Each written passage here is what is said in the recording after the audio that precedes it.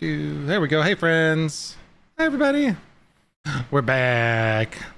We missed you guys for Easter. Yeah, everybody. We were off last week for Easter. Did everybody have a fun Easter? Easter weekend off of D&D or Tabletop or Pathfinder.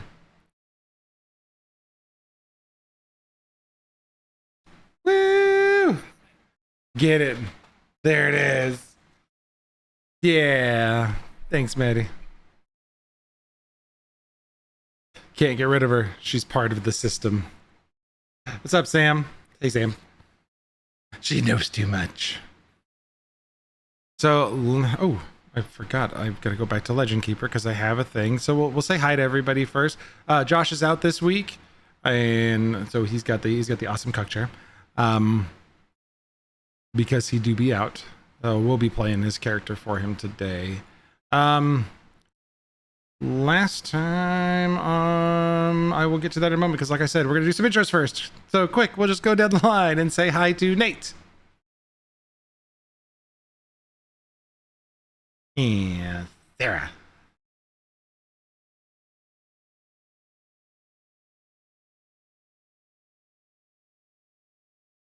And Zach.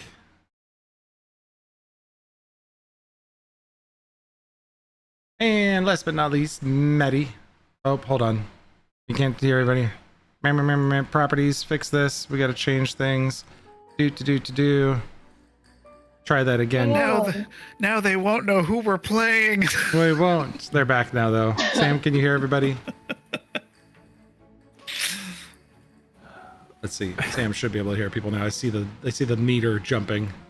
Oh dear. Yeah. Yay, we're back. So we're gonna, now that I'm paying total attention, say hi to Nate.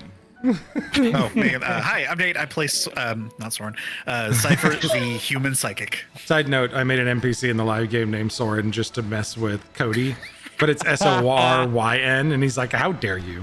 Name him literally anything else. People could have the same name. Yeah, it's like Mike or Steve. They could. More than one Ben. Soren's the most common name in all of Teavor. Soren is the John of Teavor. Hey, actually, I would argue for Ben. I would argue for Ben. I'm dating a Ben. I have a DM named Ben. I have a coworker named Ben and another coworker named Ben. Only two of those Bens are in Teavor, and there's two Sorens, so right now we're neck and neck. We're tied. That's true. Sarah, we'll say hi to her next. Hi, I'm Sarah, and I play Viola Taroge, the Dark Elf Investigator. Mm-hmm. And Hal, Zach. Hi, I'm Zach, and I play Greeble, the Fungus Leshy Druid. And last but not least, who for sure can be heard this time, Maddie.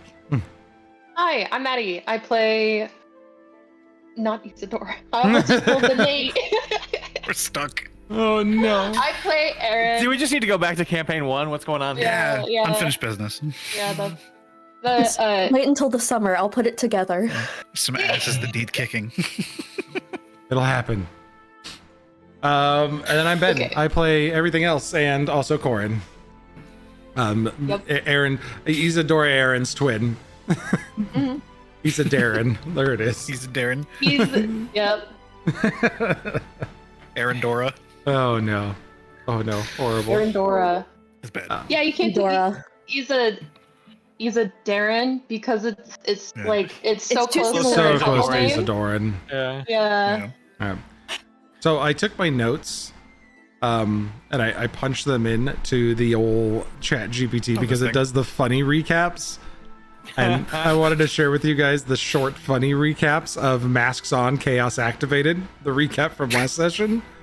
Chaos activated. It's very short, and then we'll give the official recap. But it says, so if everyone put on some extremely cursed masks and instantly got promoted to town weirdos, or from town weirdos to official weirdos with titles. Half the party sweet-talked Erilyn, the golden drama queen, who's one bad day away from staging a musical about how underappreciated he is. Meanwhile, Rio challenged a giant werewolf party bro named Ovrin to a foot race and somehow won. We're not asking questions, we're just rolling with it. And Laruvian, big boss of the masquerade, decided to wander around doing silent performance art at people like a creepy mime. Good news, we're making friends. Bad news, the final boss of feelings and poor life choices is waiting just in the wings. Masks up, it's only going to get weirder.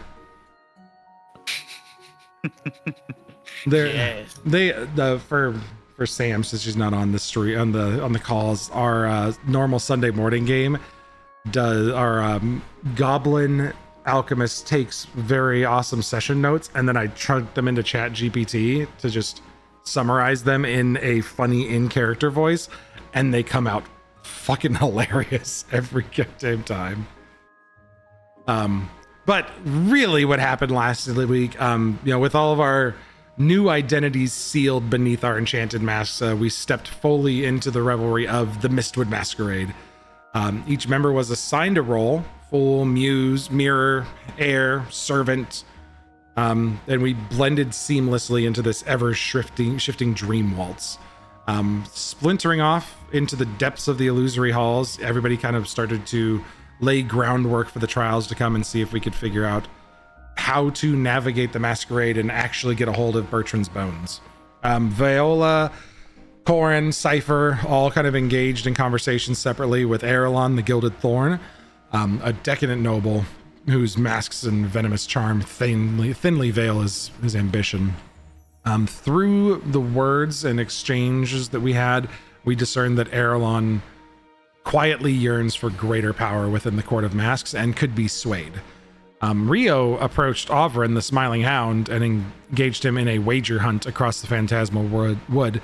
Rio managed to use traps and distractions, outpacing both illusion and fear, secured Ovrin's favor, which in turn, somebody who was not concerned with the vote, was just purely focused on the revelry, swayed their favor to us in the upcoming confrontation. Meanwhile, most people did not see, I think Cypher was there to witness, Aaron was there to witness.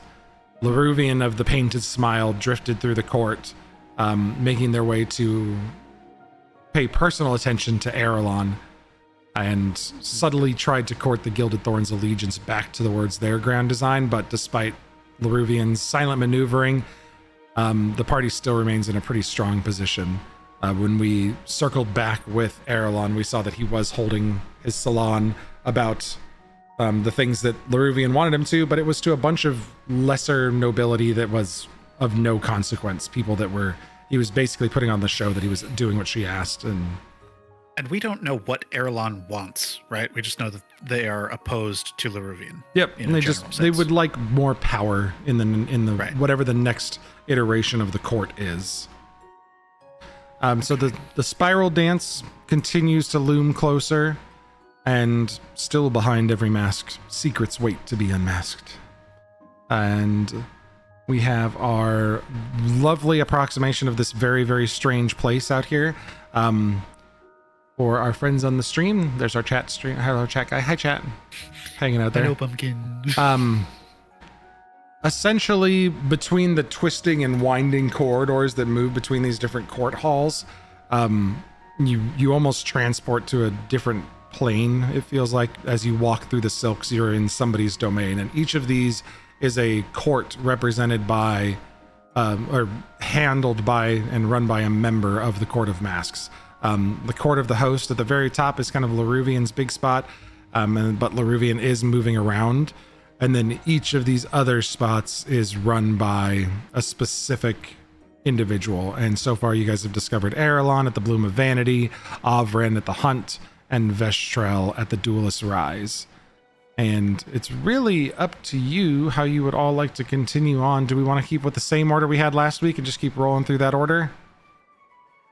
I think Corin is going to delay to the end and just find and interject really where tragedy strikes, because Corin's kind of playing the jester. He's my wacky fucky mask does. Do you remember what your wacky fucky mask does? Because I can pull it up for you really quick. Yeah, I got it on the Legend Keeper. Perfect. Corin's is since Sarah was not here, Corin is the one who rejoices in pain and is expected to celebrate misfortune and toast other people's sorrow and delight in their irony. But Corin does gain intimidation and insight after they insult somebody. And Corin, once per phase, can make a noble recall a past failure, which helps them with them responding with a riddle, secret, or vow.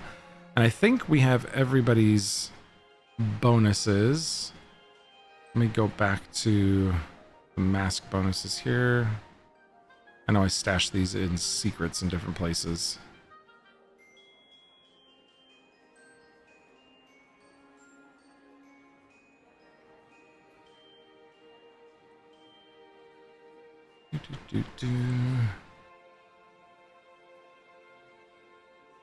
Sorry, people have specific stuff. So Rio now has their secret available. At the start of phase 3, Greeble's yours becomes available. So I will let you know yours, as well as Corin gets one.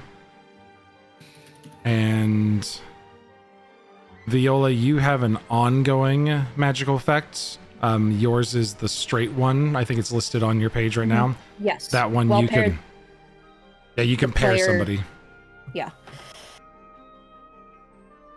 So since So yours is kind of a once per phase effect, and that's what we're playing this in as phases. I'll let you at the top of the turn order here decide who you're going to pair with for this run, and you'll be on the same initiative as them, really.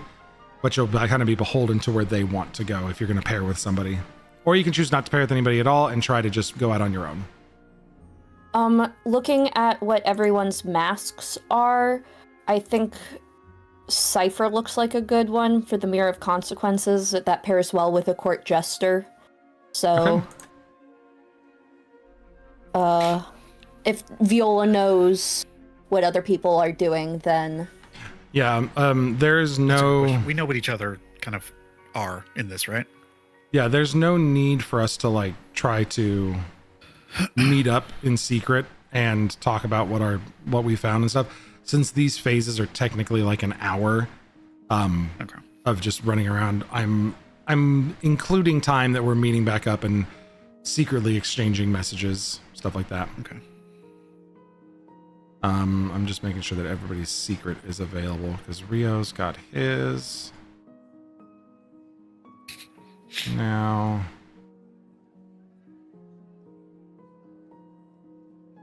Yeah, Rio is also known as Sir of House blah blah blah. Because he is the heir who has forgotten their inheritance, and they all literally call him Sir of House blah blah blah, and they're convinced that that's totally a legitimate name and title. Of course, that's him. Why wouldn't it be him? Look at him. Sir. Of House blah blah blah. Aaron's bonus was also revealed at the end of last session. Aaron, you do leave trails of faint stardust where you step, and they view you as an omen, and you may just get approached unprompted with riddles or fears or secrets.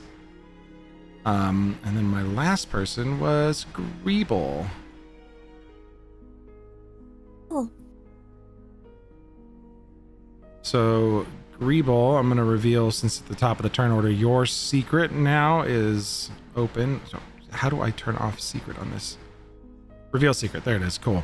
So if you now, from this phase forward, tend somebody, so offer food, drink, or comfort, the individual is protected from one magical charm or effect during that phase. So basically you can tend to one of us and we'll be immune from magical charms and effects. So in case we screw up or try to talk to the wrong person who's not on our side and they try to do some shenanigans, we're safe. But you have to choose who you're going to tend to at the top of the phase.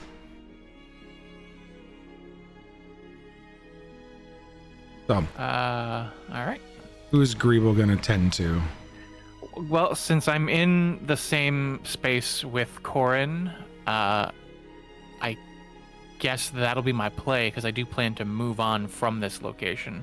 So before I leave Corin, I will freshen Corin's drink and tend to Corin. Okay. Corin has a new one as well. So Maddie, since you're kind of helping play both of them, Corin's new one that appears in this phase is when Corin begins engaging in one of the areas and starts working the crowd and doing their thing. I I'm sorry, a fey creature, not any. A fey creature within 10 feet of Corin, so in the same area, who fails a will save against them has to reveal a secret as their mask cracks, echoing the mask's thorns, and starts to, basically it rejoices that pain again. He now puts that on to people, and they have to reveal a secret to him. So awesome. more Is ways that to learn in more. It's Legend on. Keeper? Yep, it's on Legend Keeper, listed under his mask. Awesome. I think the last person to get theirs is Cypher, and that's not till next phase. Yep, next phase. I was like, I guess I don't have one. Huh. Nope, you do. Next phase. Okay. All right, so at the top of the turn order here, next round, Cypher's up, and Viola, you were paired with Cypher, correct? Yes. So Viola and So they Cypher get together. A +1 bonus to investigation or sense motive. We're going to put Greeble and Corin together, since Greeble is tending to Corin. Is that a status bonus? Because I already have a +2 status bonus for that. Sense motive and perception. It doesn't Circumstance. say. Circumstance, because she's with you. Yep. So it does work. Okay, cool. And okay, so the wording keeps kind of fucking me up. I can still speak for myself and like communicate with the group, right? Yes. Like, 'cause the mask says does not speak for themselves, only echoes what others have said in private. Yeah. How does that interface with us like working as a team? The benefit is that Greeble is a servant and passes through a lot of the back rooms of this place, essentially. So that's kind of how you guys are just dipping off and talking to each other, is Greeble is pulling you aside and serving as kind of an intermediary. Okay. All right, so I guess if I'm not first, I'll just sort of grab Viola's hand and kind of tilt the head. It's a weird sort of like kind of cricket move it, and then sort of gesture. And I want to just kind of meander through like maybe 1 or 2, maybe 3, depending on how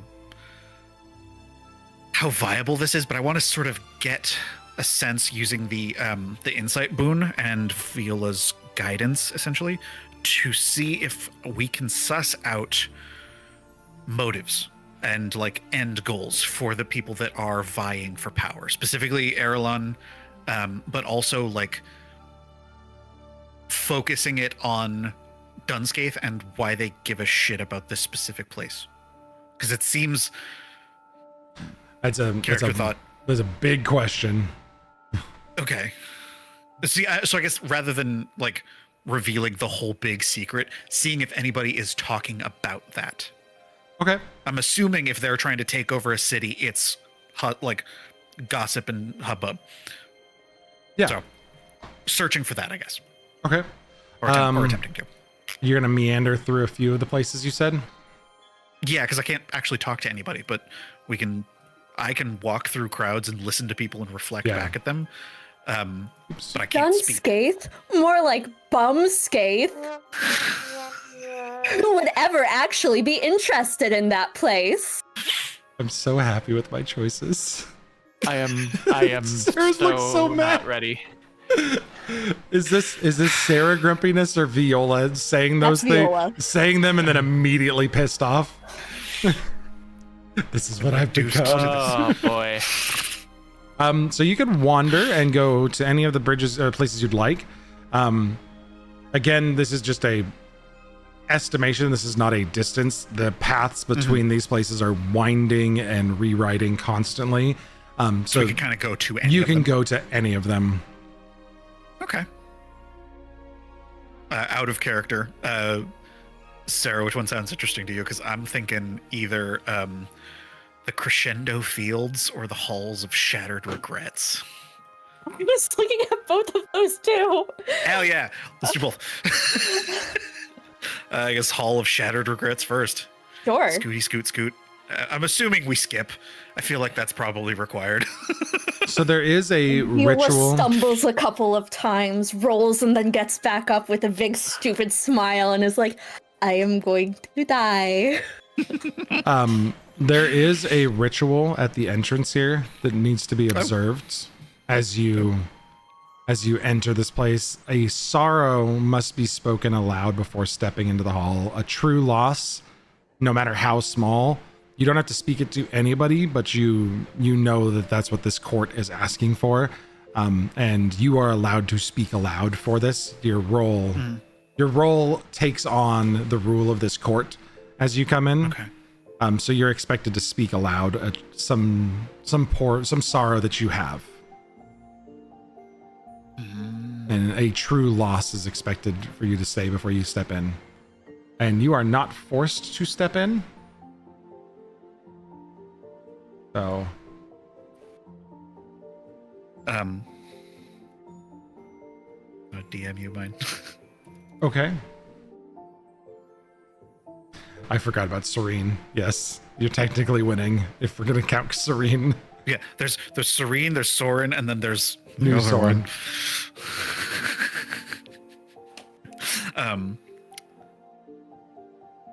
So many Sorens.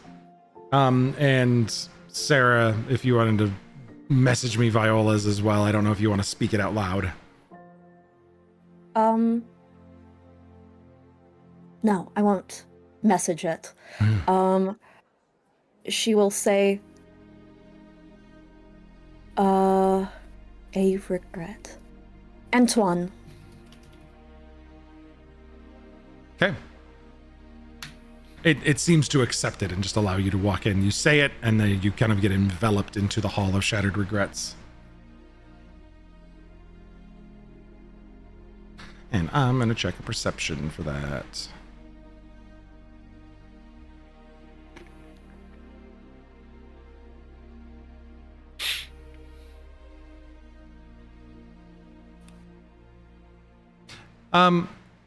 Viola, if you see Cypher whispering to themselves, trying to keep something quiet, would you naturally want to listen in on that, or would you respect Cypher's privacy?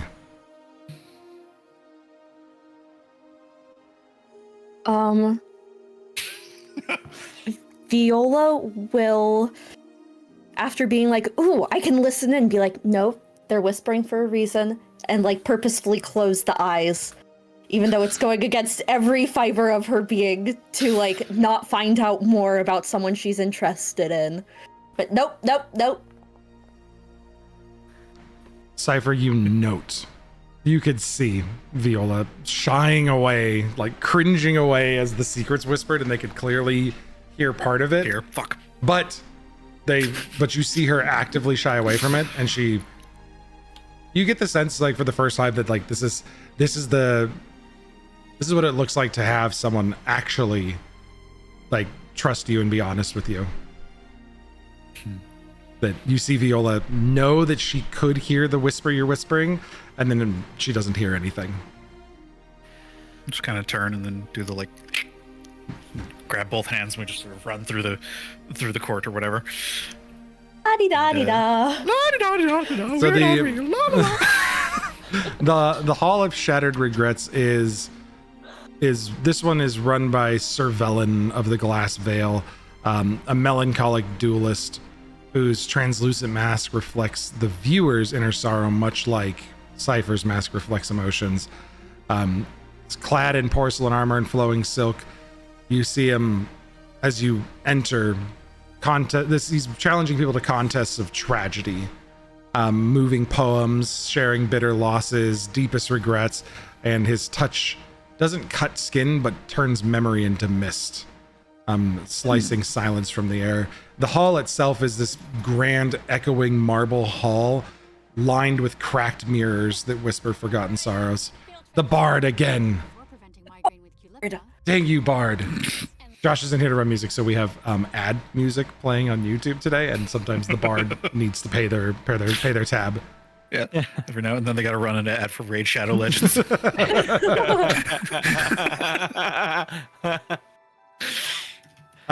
So this is guests here are dueling with poetry and memory, and there's shimmers of silent weeping in the air. Go ahead and make an insight check for me, as you're just kind of trying to vibe the place rather than understand exactly. Like, you're trying to get a vibe out of Velen, or Velian. Sorry, not Sure. Velen. Okay. Oh, nope, that's the wrong one. Yeah, this one. Oh, and then it's plus. We have a +1 circumstance bonus and then a +2 status bonus from the item. Yep. Okay. +3 total. Attribute proficiency. Cool. Okay. 23. Probably the best I've rolled thus far. Good roll.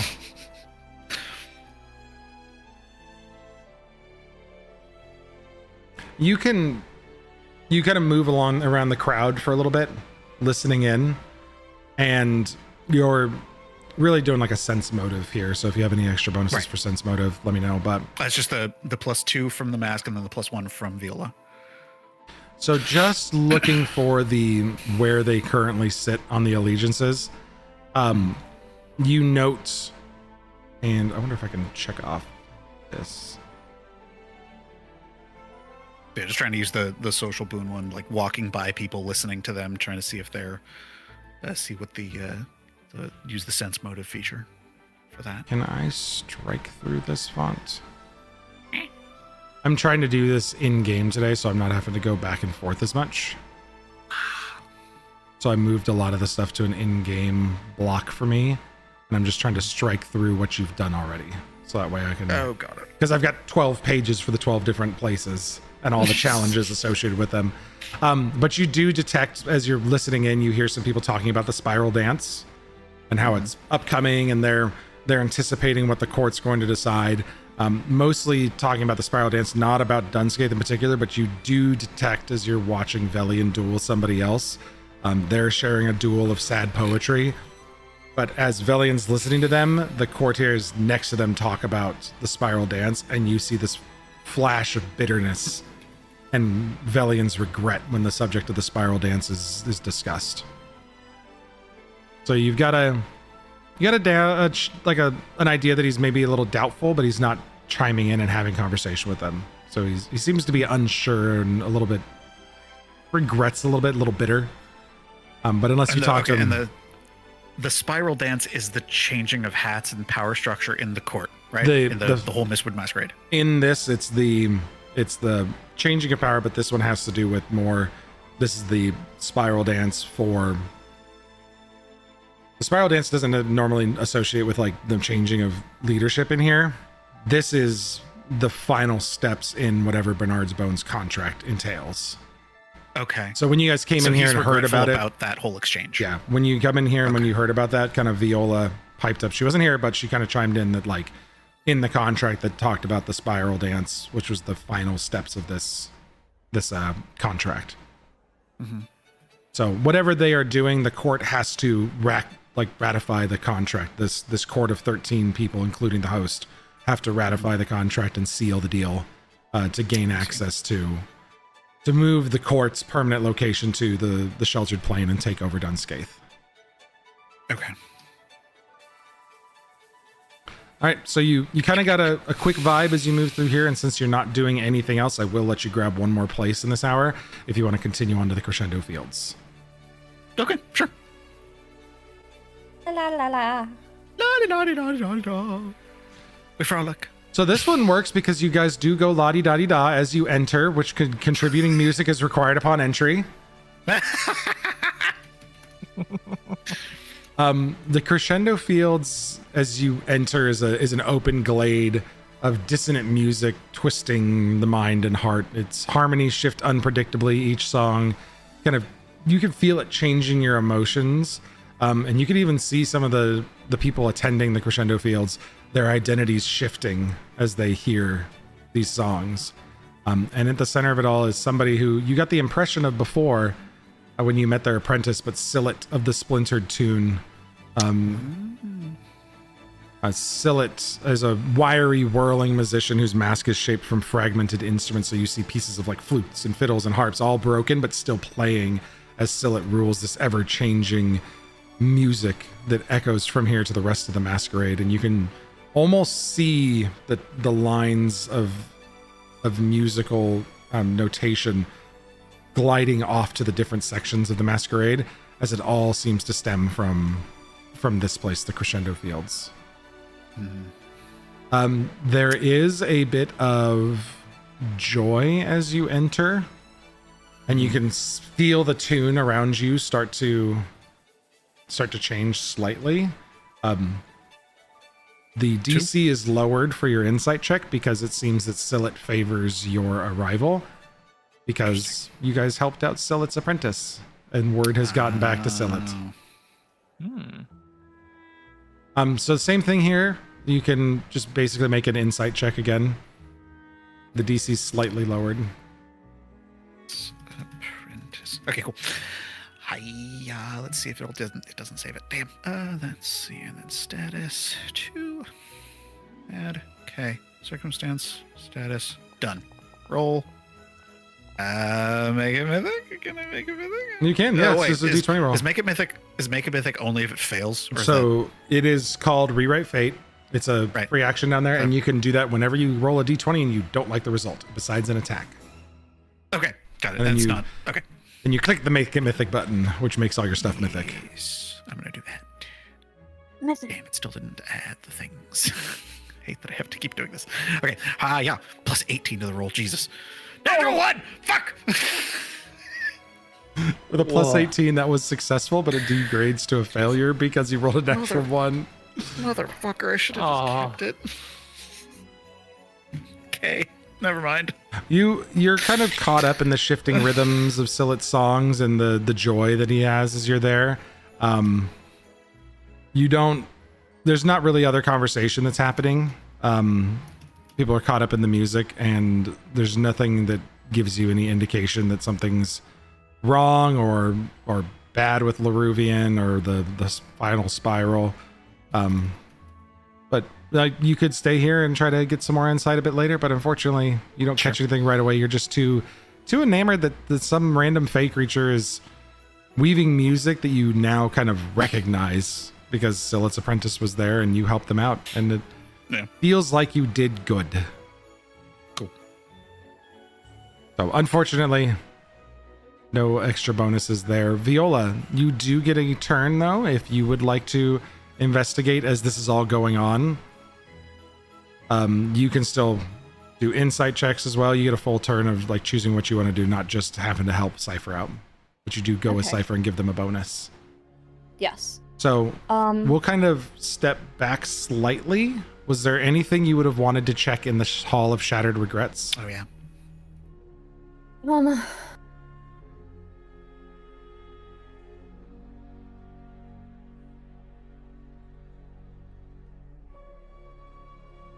gonna put the name in there since you're there. Oh, I totally misspelled that. Woohoo! I didn't. Yay! I heard Velium. Oh. Valium? Yeah, basically. I love how that's mostly the game. Yeah. The big game is to see if you spell it like Ben does. Yeah. So anything you wanted to check with Cervelian? Again, I've got some specific ones if you want to try to figure to roll what I've got, and then if you come up with anything else, I can definitely make a DC for you. Yeah, what do you got? So there's religion or occultism, trying to investigate the hall itself. Performance, if you want to try to perform a lament or an elegy that strikes at Velian, or diplomacy to kind of have a conversational duel with Velian. Okay, if I try to have a conversation with diplomacy, do I have to be serious about it? No, not with your mask. You don't have to be. Okay, because I get a -2 penalty to diplomacy when attempting to be taken seriously. As which long as you're honestly not just feels like being a woman in the STEM field. That's not what I was trying to do. I'm sorry. Ben's cutting everyone deep with the mask. It's good topical humor. Good lord. And he's just not allowed to talk at all. Sarah is reliving past traumas of STEM. Oh my gosh, that's too good. Wow. Okay.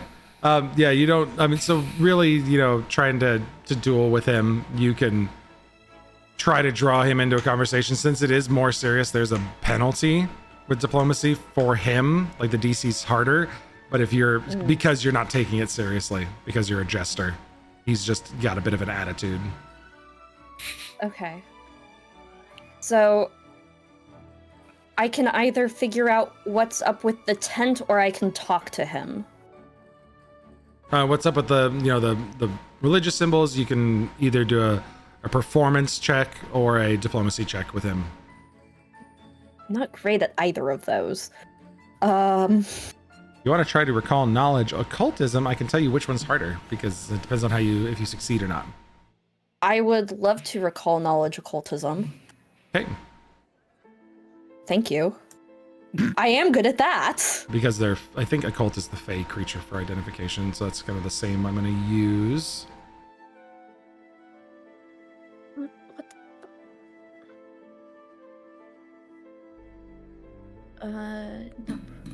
Basic, there we go.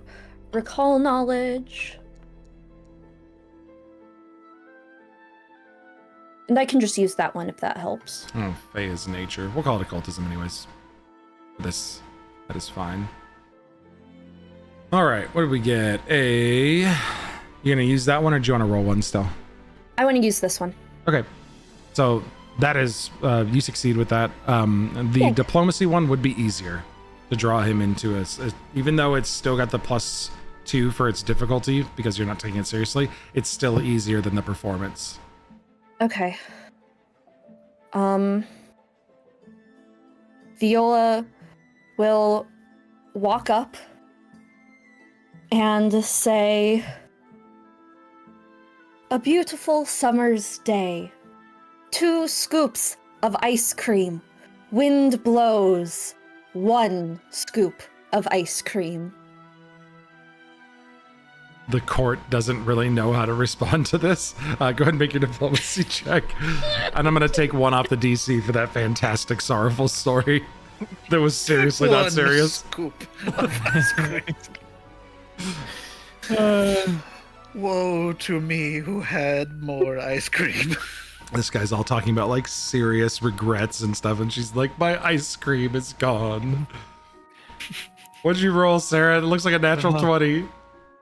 Yep. Oh my gosh.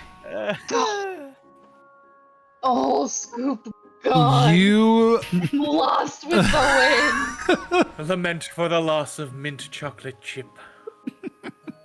So the conversation you get into, oh no, not with the womp womp. The conversation you get into here, like just telling that story and how Velian just looked so distraught at the delivery and how well it was received. That's a critical success. Leans into he takes it hook, line, and sinker, full bait, and is like, "I'm gonna deliver the saddest story," just to totally one up you. You are going to be defeated because his story is way sadder, and silence must follow a loss. So there's no congratulations, no celebrations. That's just one of the rituals here. Only mourning and reflection as you leave the place. But he goes into a very sad story that does include Laruvian, and then he clearly hesitates and turns bitter about it. And then you'll also hear the court whispering as a result of this, and you'll get them talking on the side. They say, "Velian weeps when no one watches. They say his mask reflects not your sorrow, but his own." I put that in the chat for you. It's very clear that something has been done to him that was very painful, targeted at Laruvian, and he's not really on on his side. Nice. And he's very doubtful of the next iteration, the final spiral, and what's going to be happening. So with a critical success, you think you could probably shift their alliance by either appealing to his belief in remorse, not the endless revelry, or sharing a memory of personal sorrow and convincing him of, better paths forward. but this feels like someone that could be shifted in their alliances. Mm-hmm. As So, I should do that, or that someone could the do group that? could do that. Okay. And then at that point, you would have lost and need to leave, and Cypher starts to take you on to the crescendo fields. La, la, la. Where you do la la la, and you manage to make it in. You're super sad for a moment after being defeated, and then dancing and skipping over to the crescendo fields. The perfect jester. Viola's unhappy. Cypher sees, like, as soon as they leave the tent, Viola just goes from, like, to... and then...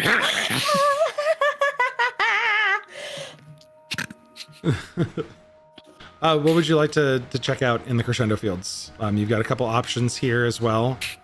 So for some of the skill challenges that are available for discovering Scylla's alignment, performance checks, crafting checks of musical instruments. You can try to repair some of the musical instruments here. Occultism's available as well, for kind of detecting the enchantments in the music, as well as sense motive insight is still available because that has not been succeeded on. Okay. Can Viola do a crafting check to fix 3 instruments, but fix them into a combined instrument that has no right to be an instrument? So, like, a flute, violin, drum set. Yeah. Go ahead and make a crafting check for me. You got it, boss. Make some nonsense. It's the best part of being a jester. You can do whatever. Right. Okay. Do I get any Oh, I already have the circumstance. Do I have anything else? No, you don't have anything else for this one, I don't think. I don't think being with me gives you anything. I think it's just for me. Okay.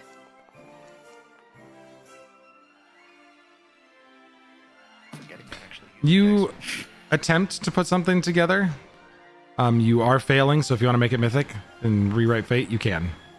Sure. I'll mythic it. So you spend one of your Make points it. and rewrite fate. Mythic. That's an action. Make it mythic! I'm gonna uncheck your mythic point for you.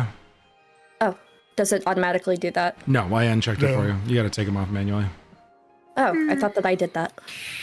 Take it, Nate. Okay. Hopefully this will be better. Yes. Yeah. Yeah, a little bit better. What is it? I don't know. It was 27 total. Oh my god. Oof. Oh, it's GM only. I don't know why yours is set to GM only. Yeah. Your first one was an 18. Your second one was a 27. Why are you keeping secrets? I'm not trying to. I just don't know what I'm doing ever. So you grab 3 instruments and of broken pieces, and you're watching Sillet and see those, same kind of deal on his mask, is that he's got these different instruments all pieced together that don't look like they should work, but they're all playing a tune together. This kind of, you understand the deeper meaning of it, defiance against order. Sillet's really kind of being kind of punk rock about the whole thing and defying all of the order that they're trying to put on them. And when you put the mask together, Sillet, or the instrument together, Sillet is ecstatic, takes it from you and begins to play. And there's not conversation. Again, this is like working with Sillet's apprentice who speaks only in music. But the tune is more upbeat.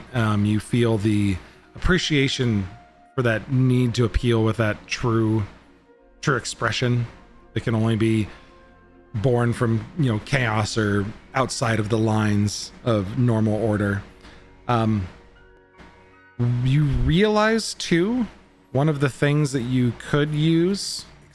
Oh no, Sillet's trying to get an ad going so he can get some more funds for instruments. Oh, my instruments are broken. You remember going back in the cave with Sillet's apprentice? You guys did get a piece of music from Sillet's apprentice the last piece of the Masquerade's anthem.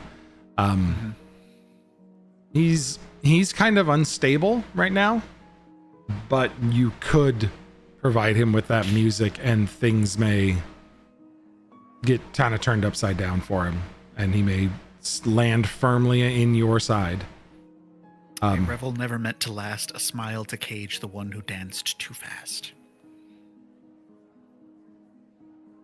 Take it out of the bag, fold it into a paper airplane, and it over.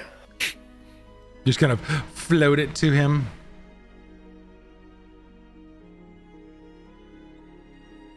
Beautiful.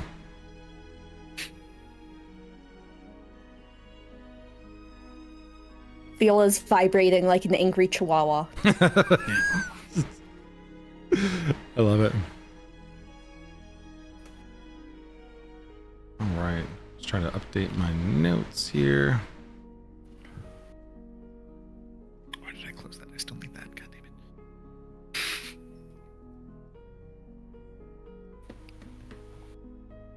So the crescendo falls silent, like strangely silent, as Scylla's fingers open up that piece of paper and start to move towards the strings of their mismatched instruments. The first few notes quiver, uncertain, unpracticed, and then there's a melody, raw and imperfect, that blooms into the air. It's a simple tune, achingly human for this place. There's no grandeur, no masks, no layers of forced meaning. Scylla's cracked mask woven from shattered instruments trembles slightly. The dissonant chords that usually snap and clash around the fields go still. And the music doesn't command, but it asks something of Scylla. As the final note hangs, Scylla's head tilts, and for a heartbeat, the entire masquerade kind of feels wrong. Like a stage forgetting that it was ever meant to perform. And from beneath the mask, a thin, keening breath escapes. It could be laughter, could be grief, and it's not even really clear to Scylla what it is. But they don't speak, they only listen, their head bowed towards the place where the music still lingers, the shiver of that memory dancing across silent grass.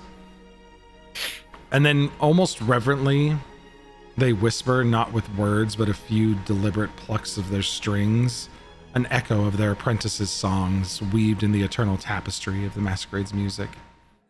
And for the first time in countless cycles, the crescendo fields carry a note of something real. Hope.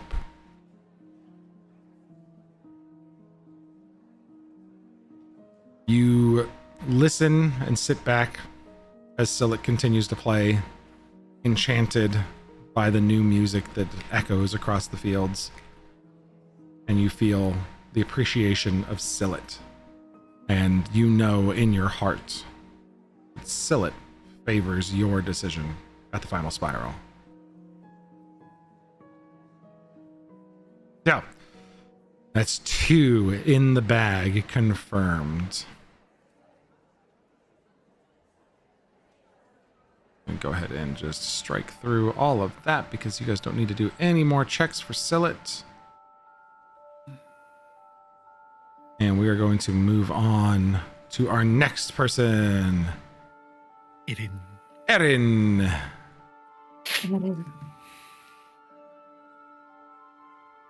Question.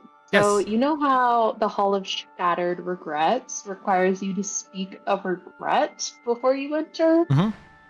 What happens if she can't speak? So you can't speak at, in your normal role, but when a court requires something of you, you're allowed to do that to get in. It overwrites Okay. it, because I also can't speak. Yep.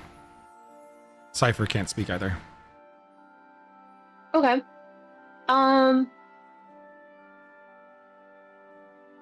So I think Erin really doesn't want to go to that place. For a place like that, I think Okay. she would much rather. I mean, initially last session, she was trying to follow after Rio because Rio seemed to be the type of role that would gravitate towards the really important figures in this area. Now, Josh can't really play him right now, so I'm going to avoid an RP session with Rio at this time, but I think Sure.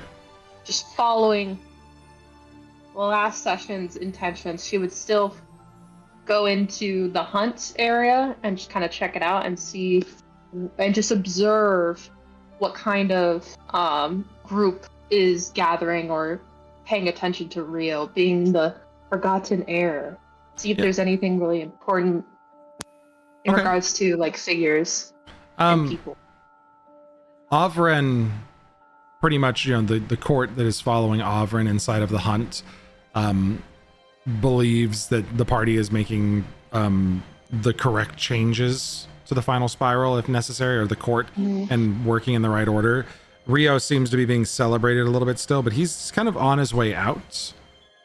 Okay. So if you want to follow him to the next place, you can.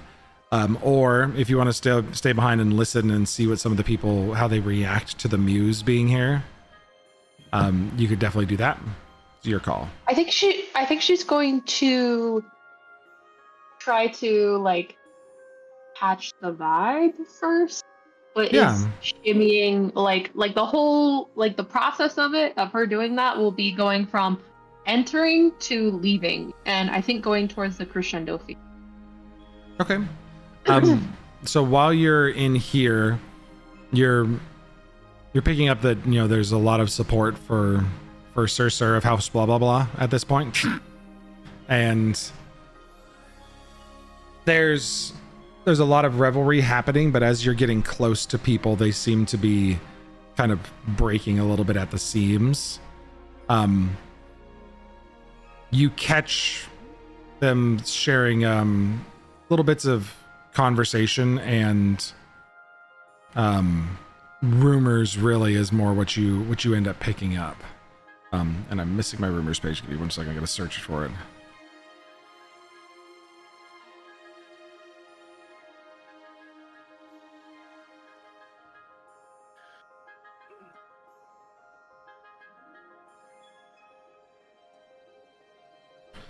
There is one that you pick up in there.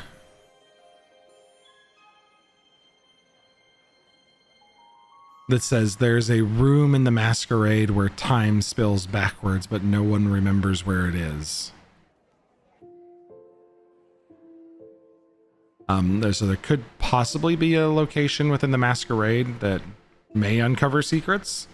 I've actually got you selected, but there it is in the game chat. Gotcha. What does that mean? Oops. Very interesting. And then you get swept up into a kind of a tavern dance that someone really drunkenly is dancing and talking with you. Like the guy at the club where the music's too loud and he's like trying to explain the stock market to you and why it's important. Like at first you're just like, oh my God, shut up, dude. But then as he's babbling on, at one point he's like, yeah, it's more than just about the land, the spiral binds more than soil. It wrings memory from stone and stream. The masquerade would feed on it like roots drawing from a buried corpse. So it's just way more than about the land.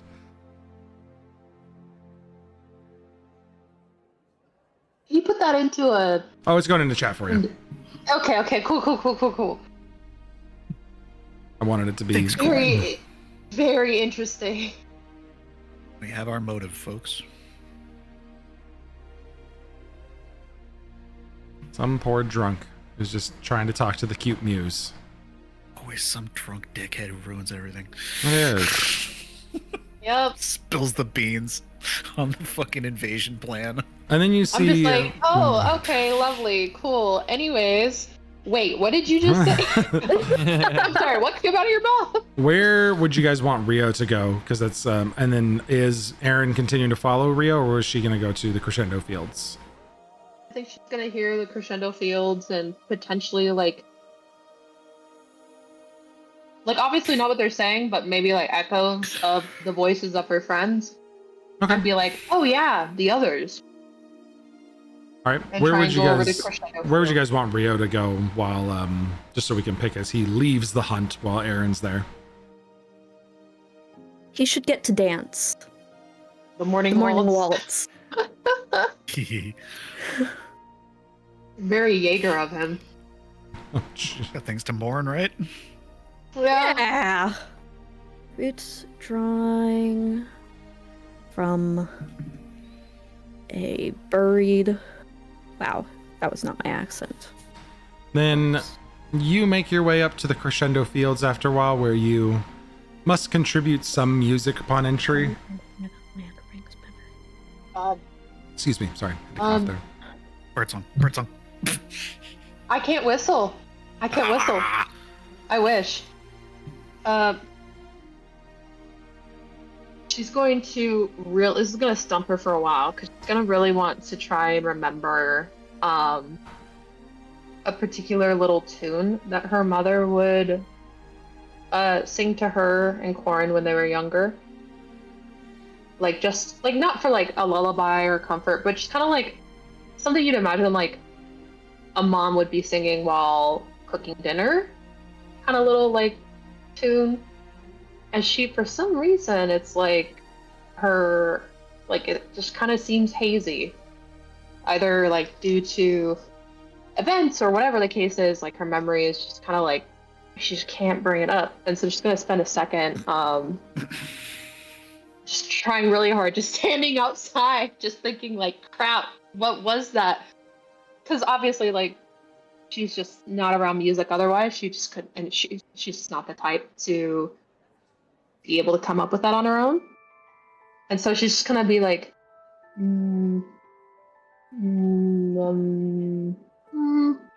just kind of like muttering like little tunes to herself, Oh, and then be like, but, and like it's gonna go on for like 5 minutes. It's really sad. But like eventually she's gonna be like, and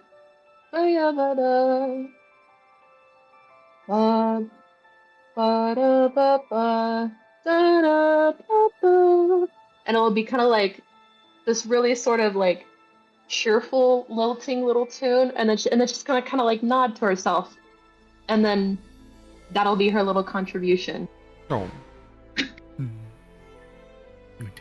You are eventually granted access to the Crescendo Fields as well as you stumble through and figure out the melody. But it does come together as a tune that allows you in. And you see Scylla in there, and you can see Cypher and Viola in their masks doing their listening to the tune as you come in.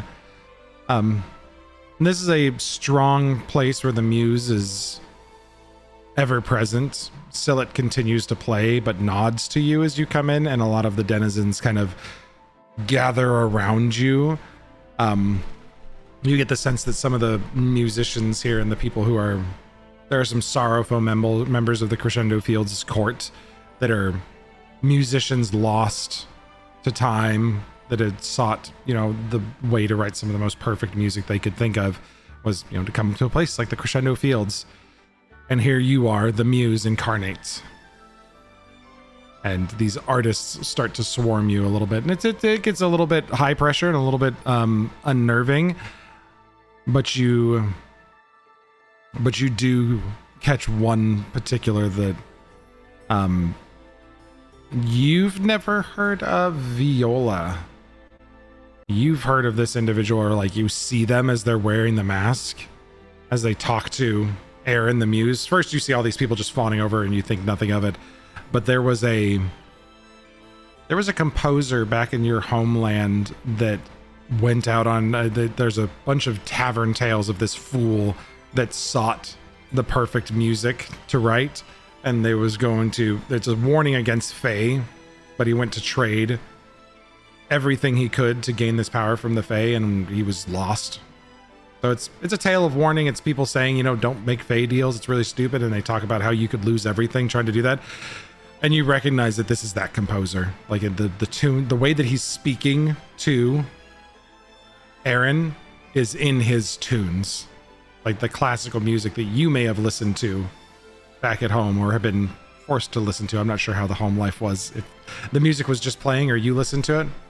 But Viola, you recognize this dark elf composer that's now fawning over Aaron.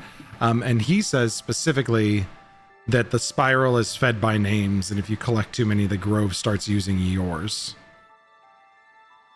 Speaking a bit of truth, as it seems that he was lost to this place, and they have now taken his identity and kept him here.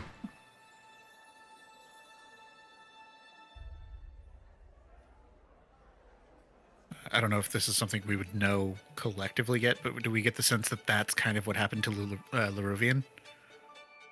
Not really. Laruvian was the first. But yeah, Laruvian mostly was. The sense that you got last time is that Laruvian was consumed by the court and the masquerade, and that the role is no longer. The role seems to be what's living, not necessarily even the person anymore. Right. The role but not lives. the sense that, like, it's because that they were too overzealous with name collecting in that respect that they're stuck in this position now. No, it seems more that they took the role too seriously, and got too lost in it. Got way too lost in it. But you don't catch anything else really from the Crescendo Fields. It seems to basically, it's on your side now. The details are tapped out, and you are just getting swarmed by people in here. Gotcha. What does she do? Like what can she do? What do these people say? Is there anything that she can do to navigate this, or is it just you're swarmed? You're kind of just people are the artists are obsessed with fighting the muse, and you are standing in front of them. Okay. And it's a little bit unnerving. What are they doing? I'm just trying really hard to like fans in front of their favorite singer kind of thing. A little bit, yeah. You're inspiring a lot of them, and they're trying to write, but it's a bit, because you're the muse of unspoken sorrows. It's a bit of that sorrow that they're finding you in a place where it doesn't matter anymore. Like, to be truly inspired is to put in the work and to try to find, that voice inside of you, not just to go seek some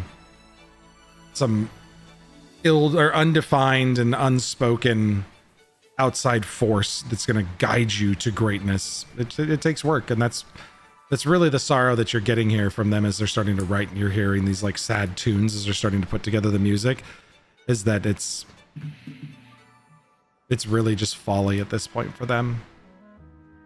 So it's pretty sad that they all strove to get that here in the roles that they are, these people that are dying for a muse to be able to write things, and now that it's happening, they're not going to ever be able to share it with anybody, and the art's just going to die at their fingertips. That's really sad. I would say she kind of finds solace in it in a way, because she feels like somehow she's always carried that attitude of, I don't know what the point of this all is. I'm striving for this thing that seems impossible, and even if I get it, like, what then kind of thing. I think she really empathizes with these people and just kind of sits in that.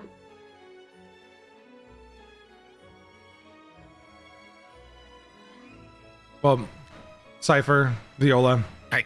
You all see Aaron get a little bit swarmed, and it's all pretty sad from the outside watching this happen, but you understand it, and she seems to get some interesting information, and eventually, as the three of you depart from this place in the next phase, you get a chance to kind of step into the side and share the information that you've learned with each other. But at this point, okay, Aaron, we're going to move on to Rio in the morning waltz. So at the morning waltz, it's since Rio's kind of just going to be sorry, someone was blowing up my phone there really quick. How dare they? Rio steps in this place, this ballroom wrapped in black vines and mists, where spectral dancers glide endlessly in a sorrowful waltz. There's petals falling like snow. And he looks around and sees inside of each of these, large rose petals, a sorrow, a memory of a lost love. There's Limu Emu, who couldn't sell insurance. Damn you, Limo Emu. You're killing me. There's a long, like a man writing poetry to a woman who's married and moved on. There's a mother and daughter mourning the loss of a man who's turned to evil, and just done horrible things in their name. And, there's a woman and her children, they're her adult children. That wasn't a call out to Jaeger, was it? A woman and her adult children laying at the bedside of a grizzled old gunslinger as he passes away peacefully. Wait, that's not Jaeger. Jaeger's a good That's Jaeger. Jaeger died peacefully at home. Jaeger died peacefully at home. But they weren't adult children at I the time. can't remember if they were adult children, but I'm just riffing because I wanted to hurt Aaron a little bit. I don't But think it had been like 5 or 10 Maddie? years, I think. It had been like 5 or 10 years, I think. I think it was. So yeah, I guess so she would be adultish, like 19. Yeah, she'd probably be like 19ish, but yeah, that Rio thinks nothing of it as he holds the pedal and sees, this loss of love for a father and a husband, as this entire room is filled with such petals. Ones that are conveniently not here are, trade princesses of Katya, still happily alive and in love. And Dragonborn and gunslingers who are still alive and happy in love too. I missed it. Was the first one me? No. Okay. No, the first one was I was just nobody. responding to a The message second from one, someone. the second one was Mr. Pebbles's daughter and wife being sad at the loss of love of him turning to great evil to try to avenge them. Right. And then, Jaeger. Of course, there's millions of petals here, but he finds those 3 because what else is a story beat without tugging to them heartstrings a little bit? Easter eggs. Very painful ones. However, we can have Rio while he's here, try to kind of discover Lady Oculira's alignment. Fucking who? Lady Oculira. Wait. So I'll continue with Lady Oculira, the blooming widow, draped in morning blossoms and veils of creeping ivy. Oculira's mask weeps petals, and she presides over the morning balls and dances with the names of the dead, animating ephemeral phantoms to partner her in silent waltzes, and she collects eulogies like currency and trades in forgotten grief. And there is her name, and I'll put it into the screen now. I was right. Yes. Can I just paste this? No, I can't. Womp. That would be nice if I could paste it into the text box. Oh, I could do this text. Boom. Update. Yeah. What's getting updated? I was just fixing that text box for Lady Oculira, the blooming widow. Can we see that? Is it on stream? You guys should be able to see all those. It's on the map. It's on the. On the map. Oh, I see what you mean. Okay. Yeah, I was updating it right there. Got it. So we can have Rio while he's in here. The skill checks that are available: occultism, diplomacy, sense motive as usual, or society. He is trained in society, also trained in occultism, and not in diplomacy or I don't think he's trained in insight either, or perception. Or no, it's not perception, it's sense motive. But that's just perception. I think so, yeah. I don't think we've had anybody do society stuff. Would that be? Yeah. Yeah. It? Is he good at that? He's trained in it, yeah. We'll have him give it a shot here. Objections? I don't know, man. No objections? Sounds good to me. I mean, I would have said whatever his highest skill is, but It was right up there with that. So even at a 17, let me check his gifts. Sorry, his mask gifts, because he may have some things that'll change. Rio. Oh, he gets a society with a impact quest or impress or request actions in conversation with nobles and servants.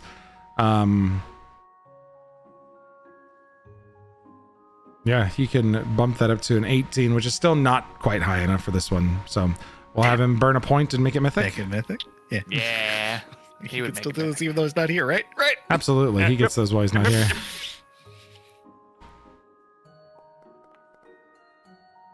There we go. 27. That's much That's better. much better. Crushing that. That's a So mythic point spent well.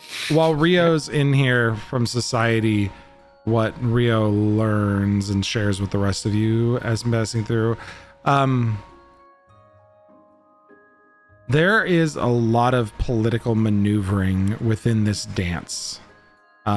There's significant between Oculira's dancers. There are some roles that she's elevated, some that she's had abandoned, and she is actually quietly like a bit neutral, but she's kind of got a little bit of a resistance in here right now. She has pieces in place to stand against Laruvian if necessary, but she seems fairly neutral.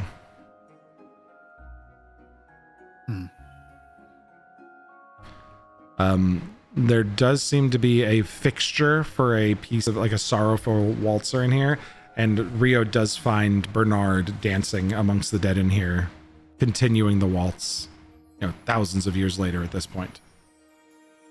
Not the Rio Bernard, but an effigy of him that Oculira makes. Like she creates these like ghost his dancers. skeleton. No, not his bones. Sorry. I was like, dude, we fucking found it. He's right there. Go get him. Nab him and go. Not quite. No, sorry. Fuck out of here. Smash and grab. Let's go. Smash and grab, go. Run. So I guess the sense that, he could continue to press here. You guys want to try to have him do a sense motive and figure out or do diplomacy to work with her? He's not trained diplomacy, but he could do occultism. And understand a little bit more. He is trained in that. Could do occultism while he's in here. Sure. Yeah. Let's roll that one out. Oh, Nice. that's a big one. Hell yeah. So with the occultism, there's flaws that he notes in all of the dance partners. They have been subtly manipulated and their memories manipulated. Then that's what she's using to like maneuver them and change their power within the masquerade. So Oculira is neutral right now, but is a powerful person that could be used to really seize control in the event of things not going your way. Probably Rio would pass the word that somebody needs to come try to talk with her, try to convince her to side with you guys and actually have a dance with Oculira. All right, that'll be Rio's turn.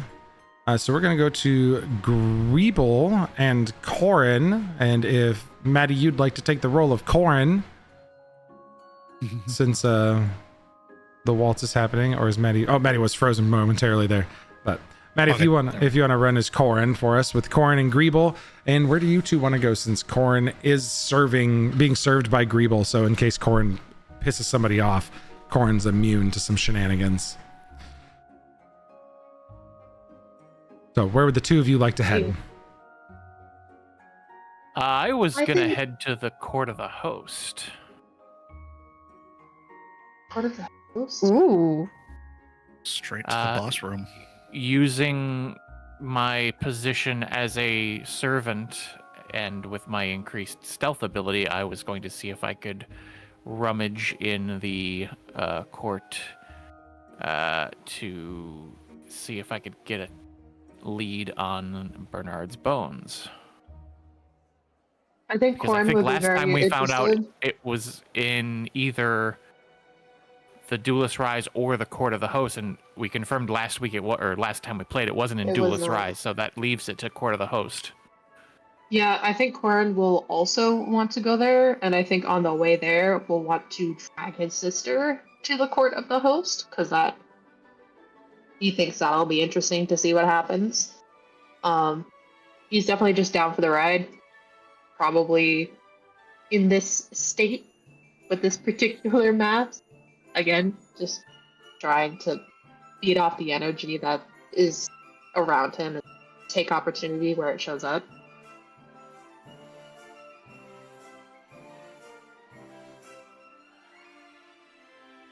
Okay.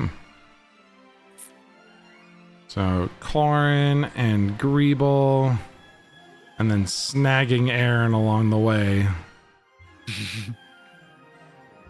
Being like, come on, Muse! You're gonna be a hit. It's gonna be great. Oh, hold on, my computer's like freezing up. Hello? You're here? I'm still here. Okay. You can't ruin it with your weird words. Ha ha. What? Me? You can't.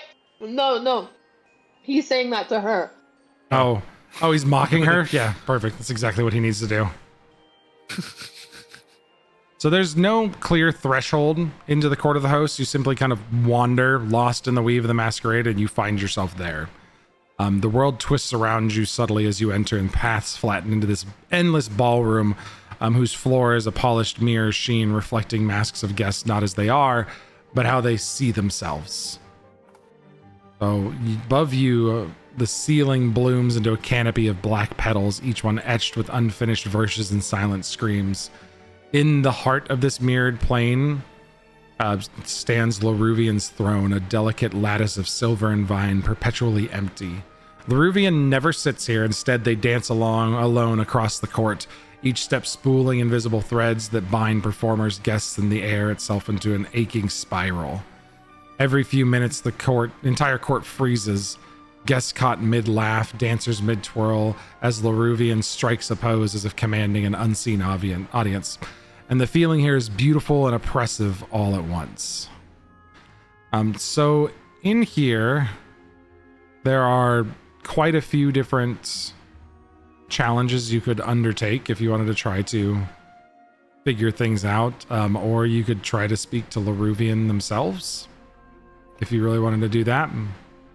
I don't know if that's the play yet. I think just blending in as a servant and trying to see if there's any obvious signs of like where something as important as Bernard's bones would be stored.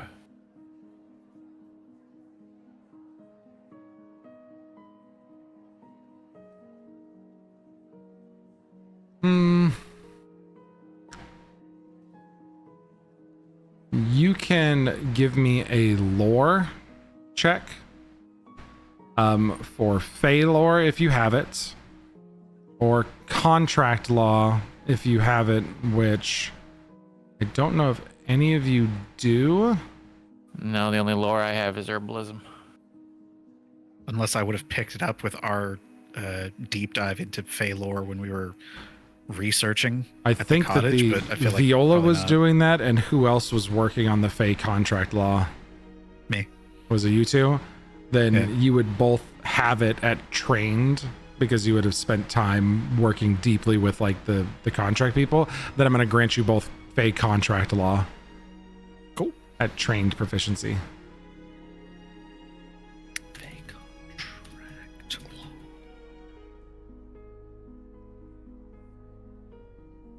Seek.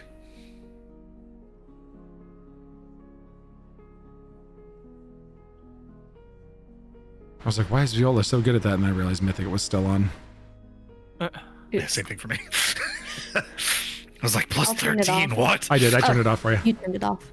So if you don't have those, you could do nature, but the DC is going to be pretty difficult compared to having the specific knowledge. If you want to try to roll for it, you definitely can. Yeah, let's go with nature. I am expert trained in it, so that should be pretty helpful. All right. No circumstance bonuses, so let's go ahead and roll. Nice. Get the That's fuck pretty good. out. Fucking 30. This is a very hard or it's an incredibly hard DC when you are not trained in the specific lore, and you try to go with the parent lore for it, which would be nature in this case, which bumps its difficulty up to a 28 DC. You spend a little bit of time in here serving people, Greeble, and you're trying to move along with the dance, and then you kind of back up, and then it all clicks. The movements here are spelling out the wording of Bernard's Accord. the dance itself is spelling out the wording. Jesus.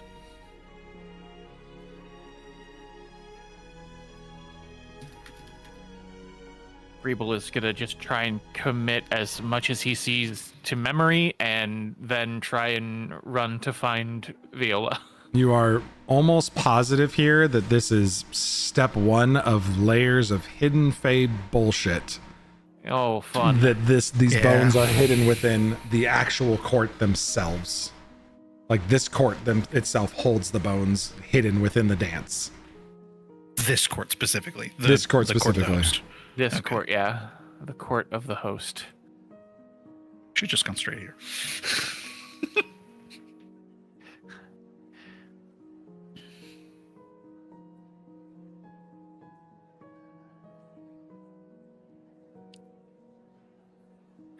All right, and then what's my?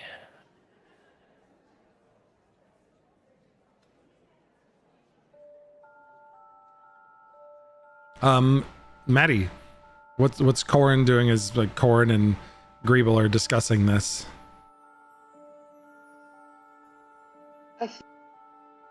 When there's the realization that the dance and like the court themselves are kind of like the bones, he's probably just gonna start laughing.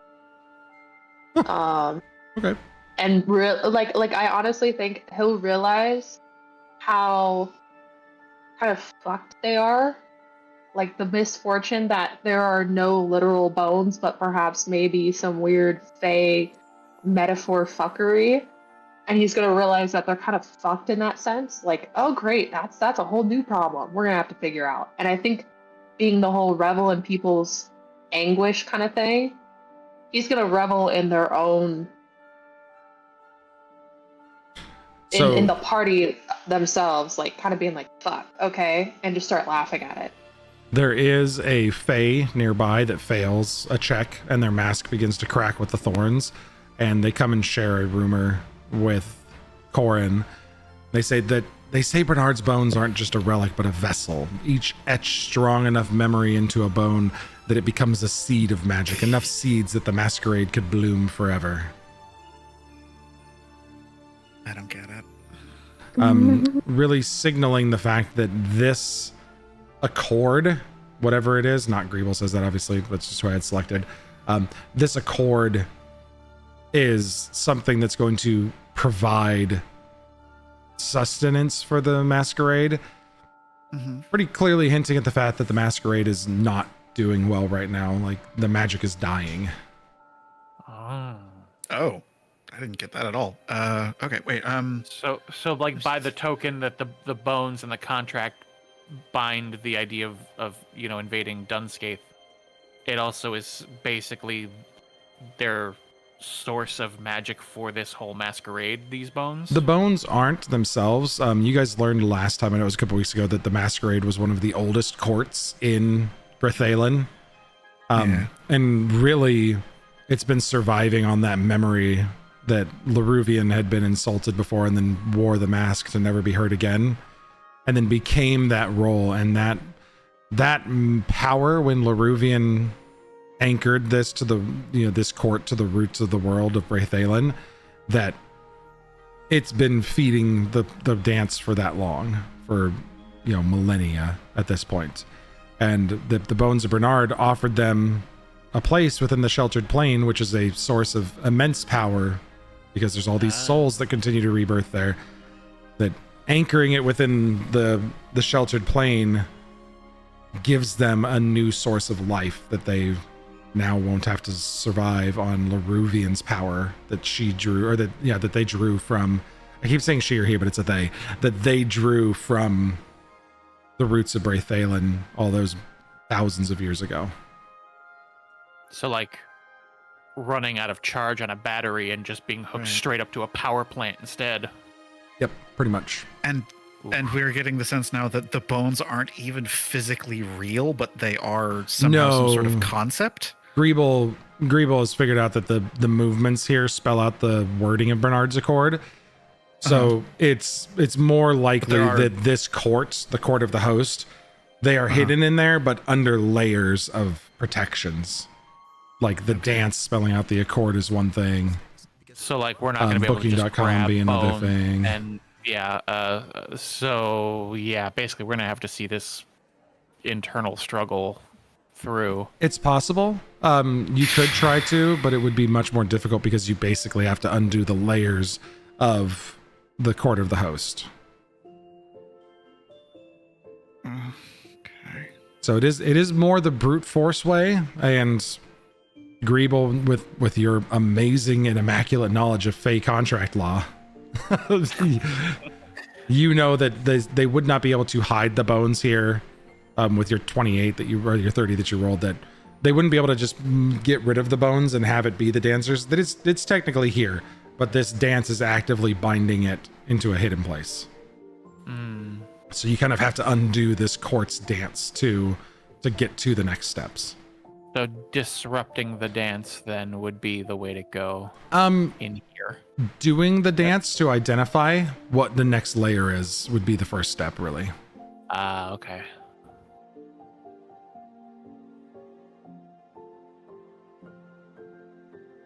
So you, at that point, as soon as like you hook Corin up with the beverage and you realize it, you go, oh, geez, and then run off to go find Viola.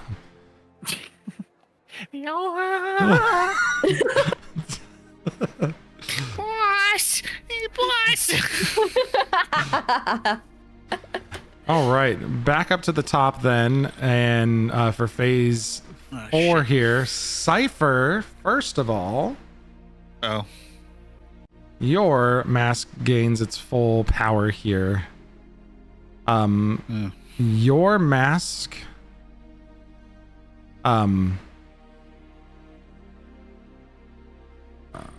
sorry, fixing this crap. Hit the wrong button.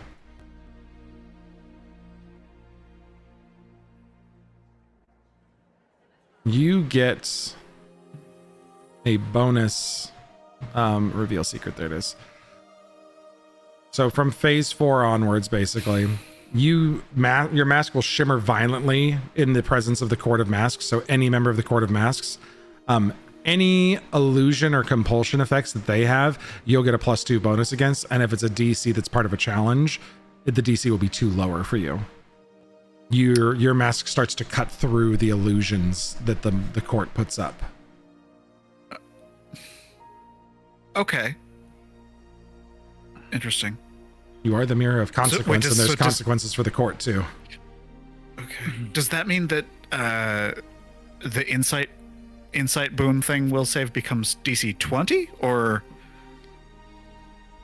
I don't think I get how this works. So if they are trying to do something against you, and I get to roll against you, I'm rolling it against a save secretly on the back end. Like the save is per person, so your save gets better. As well as if it's something the other way where you need to roll like a check, I'm going to drop the DC if it has to do with their illusions or their compulsion effects, because each of them have specific like illusory effects that are part of their courts. So if you do a challenge, like a skill challenge against like the mirrors from, Sad Poet Boy's court, his stuff is more like that's more religious and occult. But if you're doing it against the poetry and the words and the way that those affect the people around him, that's more of his illusion. So you would lower his DC against that, where you wouldn't against the mirrors, because the mirrors are more religion and occult based, not illusion based. Okay. So in your favor, you're getting a plus or a -2 against illusions from the Court of Masks. Okay. Because you've attuned enough to the mirror of consequences now that you are exposing the consequences to even the people of the court. Oh yeah, okay. This will save to make them reveal involuntarily. If there's a court member around, yes, that DC becomes even harder for them to beat. I see. Okay. But if it's like if you're on somebody's court and they don't happen to be there because they are moving around, you guys have just landed exactly where they are each time. If you're in a court and they're there, or they're not there, the DC is normal. I see. Okay. All right. So at the beginning of the next phase, after you guys spend some time with Sillet listening, trying to consider what you want to do next, Greeble comes running up to you guys and pulls you out slightly, just outside of the realm of things to the court's back rooms as you guys are on the path. And Court courtiers and attendants are moving around, but you get a bit of a private spot where, you know, the masks don't really go away, but you're able to break the rules a bit without the mask wraiths watching you guys. And I will zoom in on this conversation instead of just sharing the info so Greeble can share it. So just trying to still stick to like the role of the server, he's going to offer them up, you know, his tray of, I don't know, Takes the bacon water wrapped and chugs shrimp, it. I don't know. Okay, and yeah, water. And water, they take the water, and he just says, I found the bones. It's in the court of the, what is that called again? The court of the host. And it involves a lot of fey bullshit. I taught you that word.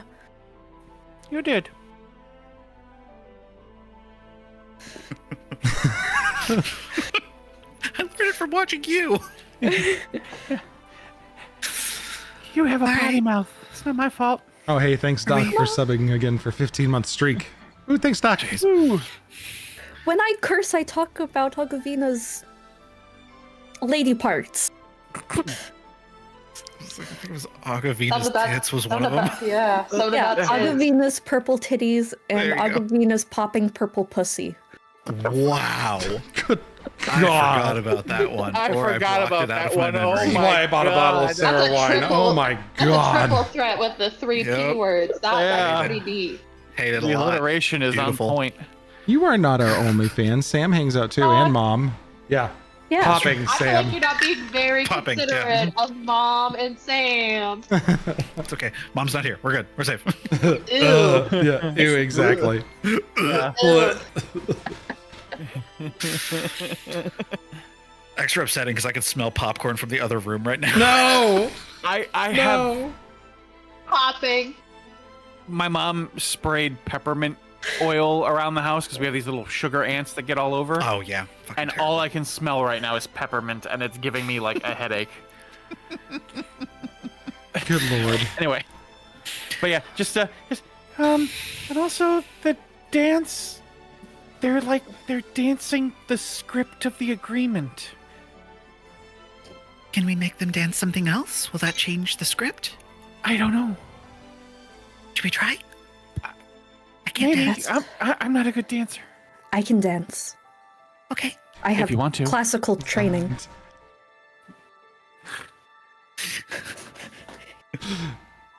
Just don't leave your friends behind. No, it's safety dance. Don't leave your friends behind. Oh. Just says I can dance, and Greeble said if you want to. If you want to. We shouldn't leave our friends behind. Yay! Everybody's sharing the brain cell today. I love that the safety dance is canon now. It's my favorite thing in the whole wide world. We're in a lot of danger. We should be safe. We need to make sure that if we dance safely. Yeah. Oh God. And if they won't dance with us, then we're not friends. Uh, Okay. But I Okay, doubt we're that they'd want a jester doing classically trained dancing. What sort of dancing were they doing? What was happening? like- It was ballroom like, dancing. you know, ballroom. Like they were with the hips and What's a moving. ballroom? It's a big room where you host parties. Greeble, don't you dare. Greeble, don't. Greeble, I am looking at you, and if you say something, Greeble, I will bop you upside the head, alright? You are not going to do anything along those lines. You are not going to make any of those jokes. We are helping Cypher learn about the world. Another server comes by and drops some new drinks onto your tray to hand out and leans in and whispers to Greeble, I've got big balls and she's got big balls. And then continues walking. But who's got the biggest balls of them We've got all? the biggest balls of them all. We're all going to hell. Yay! Oh wait, we're here. So Over the course of 2 minutes, we have now canonized safety dance and ACDC in Teavor, Big and balls. I could not be happier. Oh, Oh, Not even a good AC/DC song. yeah. Oh, are you kidding me? It's the best AC/DC song because it Yeah. gets a bunch of Fucking hey. ball Yeah, what's jokes. a mind goblin? Oh, Jesus Christ. All right. God, I'm broken. So it's a big room where you host dances and parties, and there's all sorts of really weird, bad rules about everything you can and can't do, similar to the Fae. So it's like everything else here. Yes. Also, Give me one talking is second. really hard right now, and I don't like this mask. It's starting to get uncomfortable. How do we get out of here and finish this? We have I to think find the we have to- bones. We have to like go to the dance thing and do that. Maybe we can Oh my get god, if help. only Erin was there when Cypher said that, she would have just been like, We both Um, can't talk unless we're outside of the courts. We have the Yeah. same fucking punishment. same punishment. And I have to talk. Do you know how hard it is to try to be comedic? No? It's No, hard. I mostly just get pushed around as wait staff. I don't like it. This I sucks. don't like anything. Here, This is I'm terrible. gonna go grab Rio, and then I'll meet you there in the court of the host. Maybe if Okay. we all try dancing together. The power of friendship, really? Do you think that you will can teach work? us. I don't know. Out of character knowledge, Erin is literally the muse. Literally can't talk, and her only purpose is to be there, look pretty, dance, and entertain. Yep. All right, so Just I'm gonna saying. go on my I turn. feel like Grab. if I was gonna trust anyone with this ball, with these balls, sorry, I can't. Jesus. Thank God I was muted. You guys would hear that fucking cackle that just came out of my mouth. Tell you. Tell you, the Zacklash from these jokes is unbelievable. Zacklash. Oof. So yeah, I'm After gonna go grab. Sararist, I have a list for each of you. Oh, do you really? Nice. Oh no. Sararist is still great. I'm gonna go grab Rio and then I'm a terrorist for you guys. circle back and head into the court of the host. I guess see what we see. You guys are going. We're just gonna full send go for it with the court of the host. We're all Yes, gonna let's go get to out the of court here. Host and I have a dance. Let's get better out of idea. here. Let's I am get not out a of here. subterfuge, espionage, fey, horse shit character. I am a talking to people character, and I can't talk to people here. Okay. And nothing makes sense here, so my investigation is like, Nothing makes sense. haha! I'm You know a goofy you know what's goober. weird? She can't talk. Can she make other noise? Whomst, you? Yeah, Erin. Well, you could talk when we were out in the hallway. Yeah, when you're but, like- passing from one court to the other, you can still talk to each other. That's how we're spreading Yeah. information. We just can't actually like interact with anyone other than each other. Well, that's what I was wondering is she can't speak, but can she do other things? Well, she can sing. She hummed a she? lullaby. I mean, you know, if she takes her medication to get away from the anxiety, she could definitely talk and dance. But with that terrible name pun, we're going to go ahead and take a quick break since we're past the halfway mark here. And everybody decided to full send it to the court of the host. Yep. And we're going to see if we can bust out of here and like something Ben is like, this will take us 4 sessions to like get through all these layers. They might send it the hard direction real quick. So we'll find out when we come back. So we'll be right back, folks. Thanks for What's hanging a out with us. mind goblin? Mind goblin these nuts. All right, we'll be right back before I hurt somebody.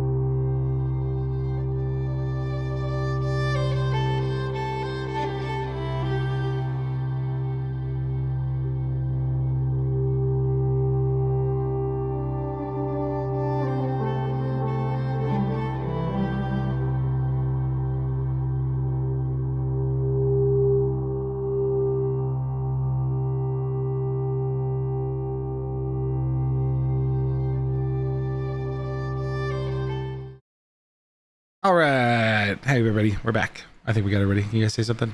Oh, I should start the music. Oh. Hello. Yay. Oh my gosh. It's me, Cypher. No, I don't like it. Too bad. It's me, Viola. You said no. I don't like any of this. Veto. Yeah, absolute veto. Veto. You chose this. Yes, my name is Greeble, sir. You drove Can me I to this, assist Benjamin. you? Yeah, now I'm court jester. I'm going to drink all of this so fast. Oh boy. No. You, Gosh. your No. voice. Very weird it is. Oh gosh. No. The vocal fry Aaron. Not Valley Girl Aaron. Here were the rails. These were the rails. This is where we are. Firmly off the rails. Gosh, guys. Crazy. Let's go find Bernard's bones. Wow. I hate everything. God! I know. I get attack in my head. Ow. That's what we do. We come back from break and we make sure none of our viewers, the few that are here, want to stick around and watch us anymore. Sam's questioning our friendship. Doc is like, maybe I should unsub. We already went down a viewer and then they came back when it seemed like we stopped.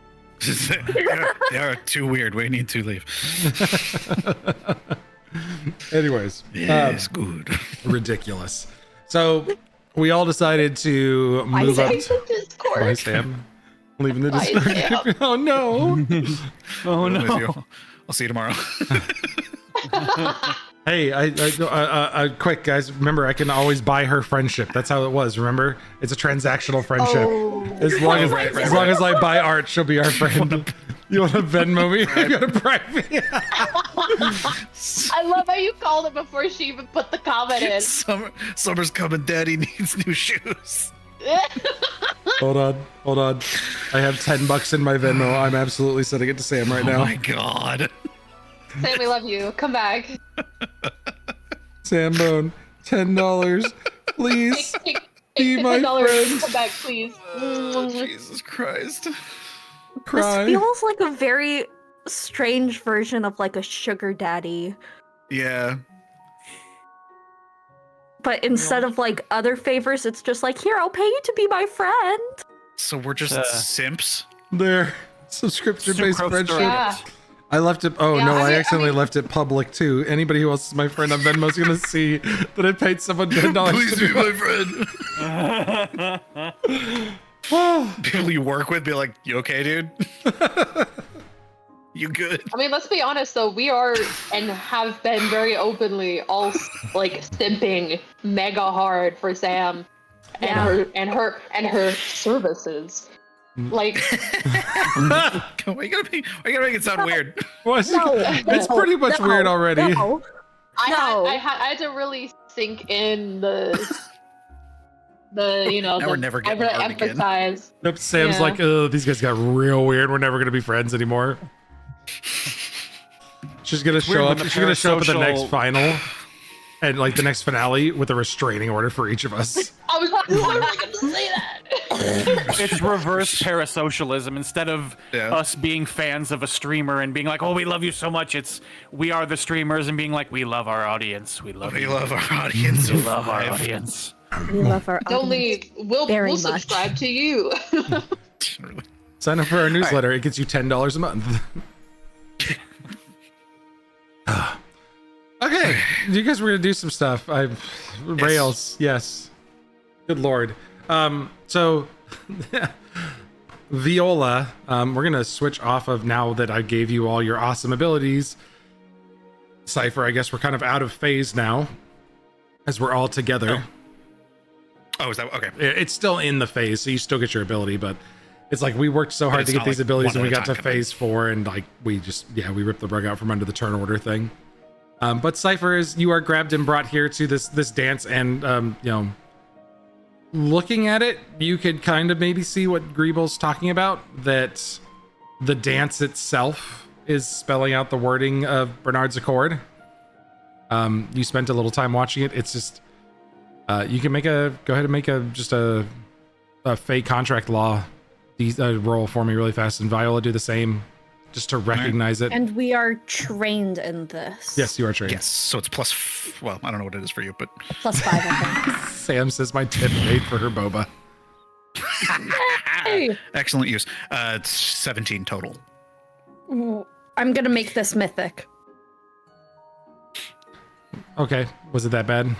Yes, I rolled a 2. Okay. Nice. Incoming 1. Better. No, I pressed the wrong button. Ugh. I Okay. think Sarah literally has done that before. Rolled a 2, re-rolled, Oh, yeah. got a 1. Yeah. Reroll curse, man. Yeah, I did that once. But this time I did better. So what does this fall under? Lore? This is a lore. Yep. Oh, yeah. Yep. A contract law. There we go. Roll. Oh, but it's mythic! Fudge. Don't ignore that. Is plus is that same number though? Plus mythic? Nope. Nope. It's not. It's not. Sarah, It's this. you were not Hello? here last time. At some point you need to change some things, but your rolls have been one short all night because you're level 3, not level 2. Did nobody think to tell me this? I thought you were here when that happened. But you're here when we were here when you leveled up, but you were not here to like the next session where The we all next time to played confirm it. with our leveled up No. characters. Yeah, we're all I don't level 3. remember learning we're leveled up. Yeah, we're level Okay. 3. Oh, yeah. What the heck? Oh, the music just changed because it's in an ad. Chimney Christmas. I was like, why are we hearing boss music? So it's a 30. Okay, so it's a 30. Fantastic. So if you also look at some point, you want to fill in your skill feat and your general feat that you get for whatever Yeah, you set up I'll for do level that. 3. I was like, why is she level 2? I'm pretty sure we were all level 3. We were. Okay, so both of you do recognize then, with Greeble's help, that absolutely the movements of this dance, even with the stuttering, freezing from Laruvian every once in a while, spells out the wording, the old wording of Bernard's Accord. There's some phrases that are new to you, but it's hard to read a dance and translate it to actual words. It's one of those things that like you need it on paper to really understand it. So this wouldn't pass for a copy of the contract, but they are definitely spelling out the wording. And there's a way for you to step in if you wanted to try to participate in the dance and spell out the sigils, and maybe something else would be seen. Hell We yeah. don't have anywhere like in a player knowledge sense the exact contract written down, do we? No. Nope. No. Okay. Cantifore's got a copy of it, and then the Bones is the other copy they needed to get. Fuck. All right. Viola knows how to dance. Viola can step in. All right, give me a performance check then. Do I get any bonuses to this since in my background it does, in my backstory, it does say that Viola did do this sort of thing? Are you trained in performance? No. I'm gonna say no because of injuries and stuff. Ah, okay. So we're gonna unmake it mythic. But you still have a pretty okay performance because it is positive at least. Meow, meow, meow, meow, meow. Aaron aid that attempt being the muse? Muse? I haven't rolled yet. And her being literally like the sole purpose is to be danced with and elevate the... Aaron can lead you as the muse and give you a +2 circumstance bonus. Nice. Yes. I mean, she's very good and trained in acrobatics as well. So, I mean, if we're thinking about a little dip or something, Yeah, you can go ahead and do extra stuff. a little spin or like some flourish. You gonna give her a little extra flair. Yeah. All right, so I'm gonna need a performance check. Swing dance, flip over thing. Not an acrobatics check? Hold on for me.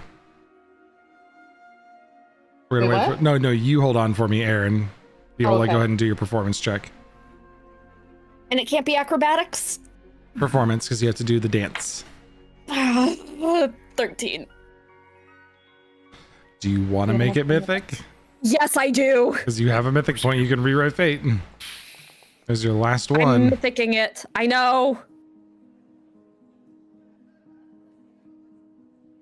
But I never use all 3, so it's fine. It's fine. Totally fine. Must be nice. I've had to use all 3 every session and it's barely helped. Okay. How about this? It's still private. We can't see it. Private. Yeah, it's so We got to set for GM only.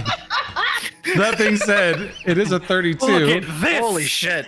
Okay, Wow. that's pretty good. Are we adding the +2? That is with the plus. That's not with the +2. No, with it's the not with the +2, +2. it'd be 33. Nice. No, 30. And then Aaron Pursue a lead. Aaron's enjoying the dance a lot and gives you the little flourish and the spin. Viola, you realize at the last moment as she's about to spin you and give that last little bit of flair that she probably shouldn't do that because this is a precise dance where you're dancing magical sigils. And now I need an acrobatics check from both of you to evade the hidden trap that you trigger because you misstep on purpose. Ooh. Excellent. You got it, boss. Okay, acrobatics check. I don't want to stick with that. I don't want to do that. I'm gonna make it mythicize mythic. It's not great. Oh. Oh, oops. Ah! Ugh. How do I do the make it mythic again? In your actions tab, there's a make it mythic option. You Yeah. check that at the top. Okay, same roll. Oh wait, That's Oh, that Viola's was 18. That was Viola's.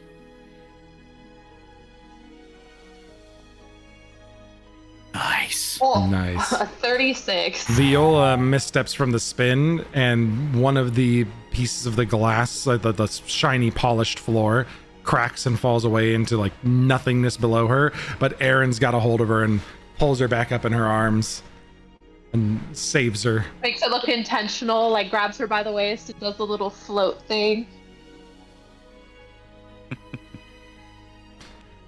So two things happen simultaneously because you completed the first step. First, because of the misstep, Laruvian freezes mid-dance. The entire court of the host halts.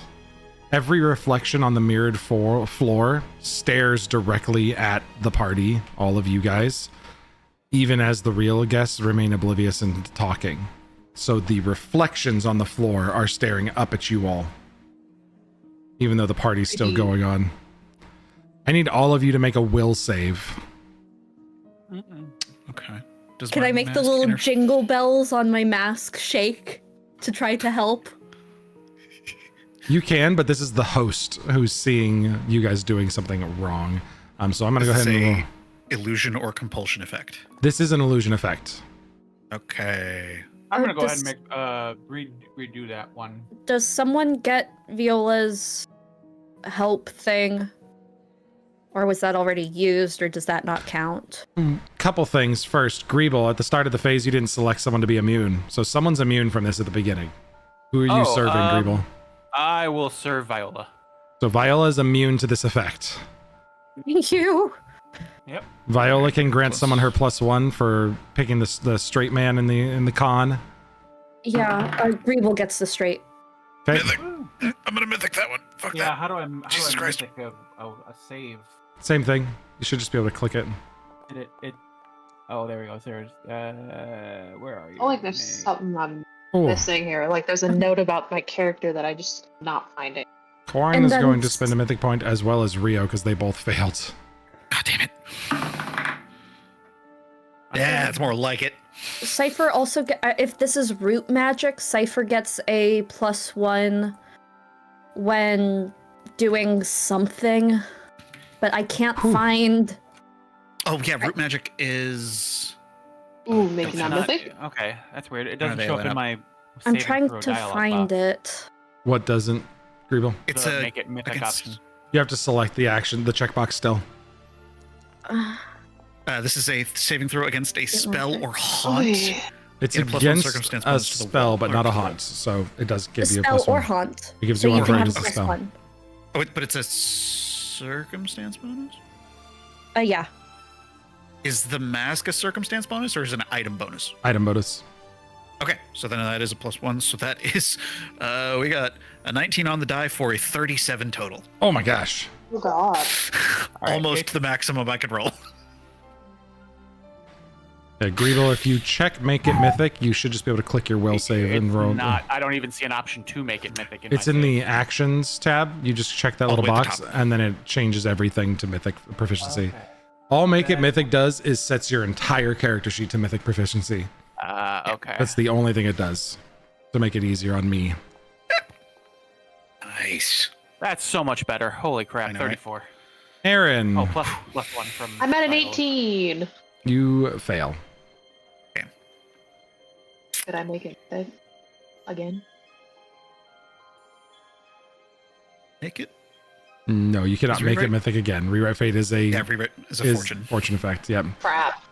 Meaning you can only. So do it as a once per result, you become turn. frightened for the next phase, overwhelmed by the sense of being seen far too clearly by the court.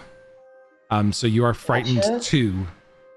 So all of your skill checks and your DCs are basically decreased by 2. Okay. And for the group, since we misstepped, any future diplomacy, diplomacy, deception, and performance checks for everybody. This was not part of the save. This is just an effect now. All of our checks for diplomacy, performance, and deception are at a -1. I'll just put that into the chat there so you knew which ones it are, but they're all at a -1 until we can cleanse or somehow reset this ritual. But as we continue now, the second thing that happens is the mirrored floor below us after the gaze kind of returns from staring directly at us in the reflection to their normal reflection. The mirrored floor stretches away before us, endless, perfect, but wrong. We step forward and realize that the surface no longer reflects the room around you, not even your current selves. Instead, it shows fragments, half-remembered smiles of lost friends, faces you've worn in moments of fear or pride, doubts you buried deep enough to forget, but this mirror has not. I'm going to see if I can switch this music without breaking it. Hold on one second.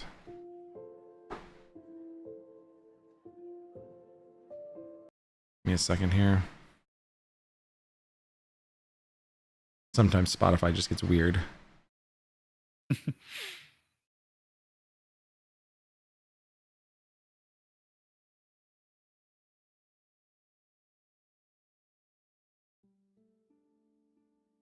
All right. I apologize. My kids are knocking at the door. Give me a hot second.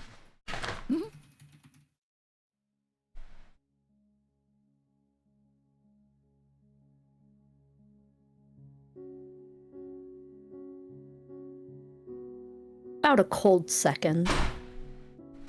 Why does no one ever ask for a cold second? Because a cold second, like, could grant you more time. Good.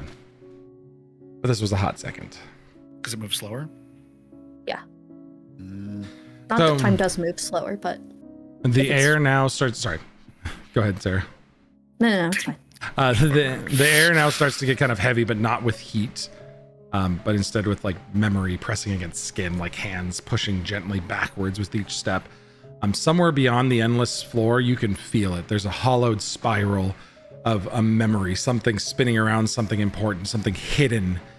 And then your reflection moves without you. It's not a trick, but your mirrored self tilts its head, smiles, a masked still smile, and beckons you, and it wants you to step into the glass, become the thing that you fear you already are, a puppet of an old memory pretending to still be alive in the masquerade. So, now we look into the reflection without form as the mirror starts to reflect our false selves. To pass, one of us needs to be able to see through their own mask. So the first thing that the group can attempt to do, there's 3 checks that are associated with this, and then if you come up with something really cool, I'll set you as a DC for it. But you can perform a will save to attempt to resist your reflection's whisper to abandon the quest to find Bernard's bones. You can perform an insight check or a sense motive, to detect which reflections are lies shaped by fears. Or you can do a cultism check to identify magic tethers for the illusions. And each of us needs to succeed on the 3 of those checks, or one of us needs to succeed on the 3 of them to successfully see through. So the first thing Corin's going to do is occultism. That's a natural 20 on occultism for Corin. Let's go. That's going to be count as 2 of the 3 successes Corin needs.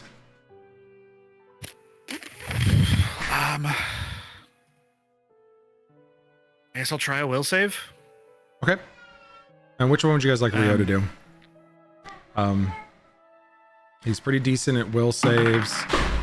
His sense motive's okay, but his occultism slightly better than his will save. 22 for the will save. That's a success. Ben, I DM'd you something. Thank you. I'll go check it now.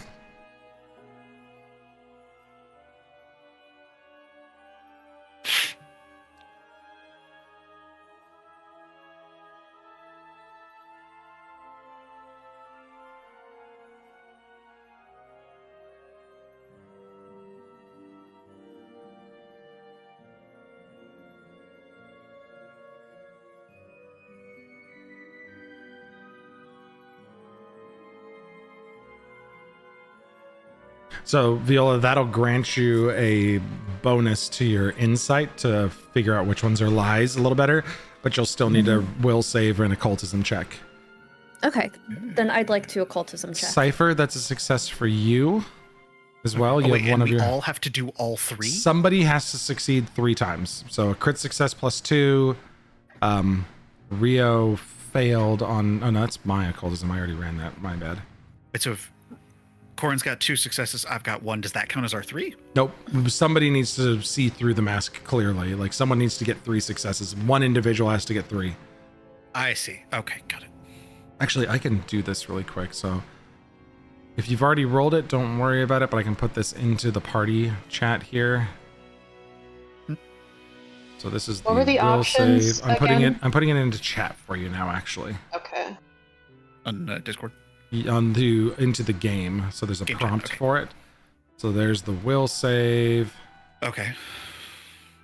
There's the sense motive. And the sense motive wouldn't work for my mask because that's not related to a conversation. Correct. Okay. Or a whispered exchange, but that's not. Okay. Okay.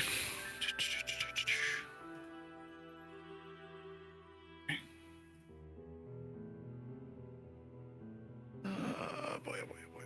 Okay. I'm gonna go, I guess.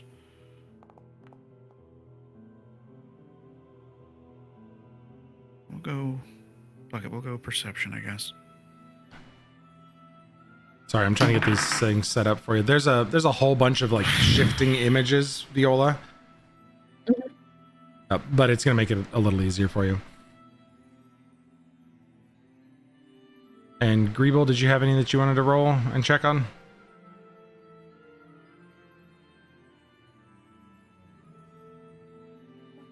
I think I'm gonna do a will save first.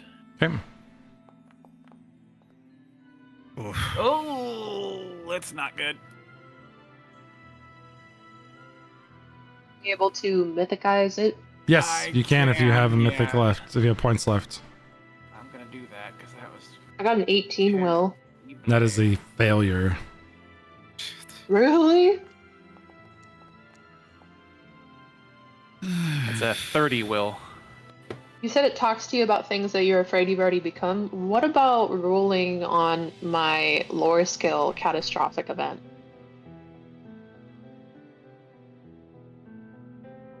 You can attempt to understand the futures it's trying to read to you. Trying to generate fear of. That's a little bit of an edge case, so it's going to be a fairly difficult DC, but I'll like if you want to try for it, you can definitely go ahead. Nah. What about what about is there any way that I could deceive, like deception, like trick this reflection?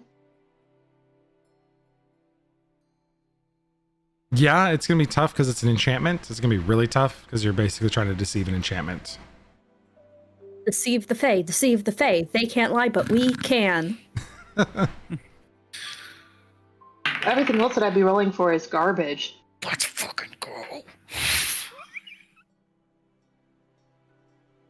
Okay, taking that off. Last mythic point. Cultism. Yeah, no. Greeble, that is a success on your will save, by the way. Aaron, that's your second failure on the deception. Yep. I'll go for Okay. sense motive Oh, next. Legend Keeper is crashing on me. That's awesome. Okay, I got my sense motive was a 15, and then first roll for occult was 14. Mythic reroll 28. My last point. All right. That is a success for the occultism. Ow. Spending my last for the reroll on sense motive. I'm assuming the 15 sense motive is also a failure. Yes.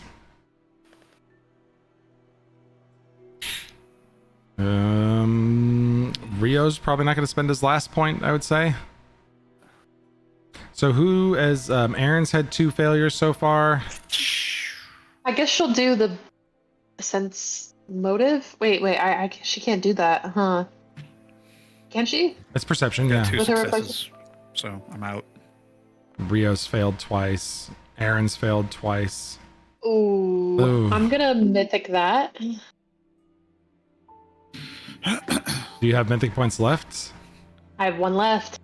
All right. I just cleared it out. Where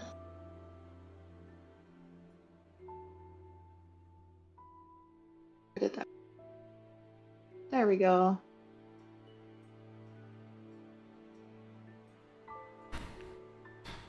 Warren is going to attempt to roll. He's got 2 successes, but he's going to try to make one. That's a success for you on the perception Hey. check. What if we're at 2 successes, but like rolled all 3 checks? One of them was a failure. Do we just re-roll that one, or is it Just hang tight if you Sucks haven't for you. Yeah, if you haven't succeeded yet, because there's a complication that occurs, but we're trying to see if anybody makes it through on the first round. I got 2 out of Corin's 3. going to try for the will save. And Corin has mythic points left, so he will definitely use one. So we need to do all 3. Somebody needed to succeed, have 3 successes. Corin got a crit, and then re-roll freaking curse, rolled a 1. Hey, brother, me too. Did I succeed on the occultism check since it was lower? That is that's your will save. What was your occultism check? Looking.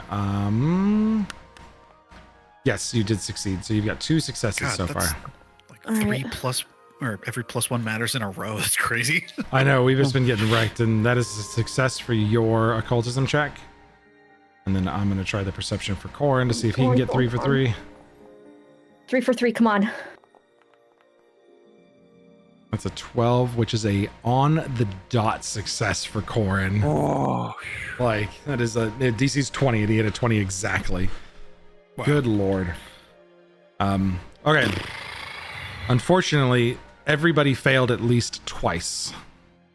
No, I What? failed once. No? Or, no, sorry, no, And not I everybody didn't failed. fail. Sorry, I'm like thinking. Maddie or Aaron, Corin failed 2 because he got a crit fail. Rio failed twice, and Greeble, did you fail twice? I think I only failed once because I had, you said, a successful. Let's see. I'm looking success, and that was a mythic reroll, and then success because you mythic rerolled. So you burned 2 points, but you succeeded. So Aaron, Corin, and Rio. Well, Corin technically only failed 1. Never mind. So Aaron and Rio.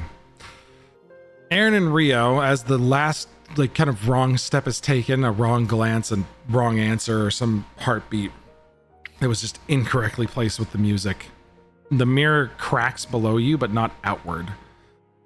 Instead, it kind of cracks inward like a collapsing star on itself. Your reflections rise up from the broken floor, not twisted monsters, but pieces of you as you once were or could have been. A coward who ran, a child who never grew, a monster that nobody saw. But the broken parts don't scream or rage, but they plead with you and they mirror you and accuse you. Statistically, you're going to take the equivalent of a quarter of your health in damage, just straight up. Whoa. So you're gonna take Woof. 9 points of damage. You're not dead. Stop. Sorry. Game, calm down. Ah! The game freaked out. Give me my stuff back. Cleaning stuff off. Sorry. Give me a second. Calm down, game. There. -9. And then Rio. Yikes. Rio's gonna take 10.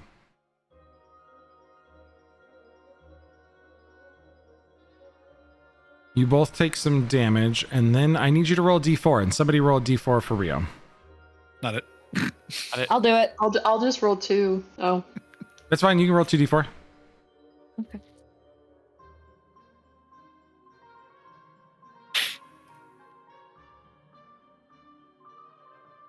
And then everybody else, I need performance checks or will saves from, as we try to, once a couple of us break through, we can try to pull them through the rest of the dance.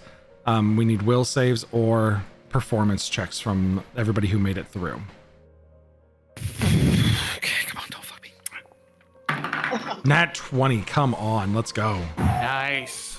Nat 19 for a 28. Ooh. Okay, okay. We're gonna be okay. No, I'm not.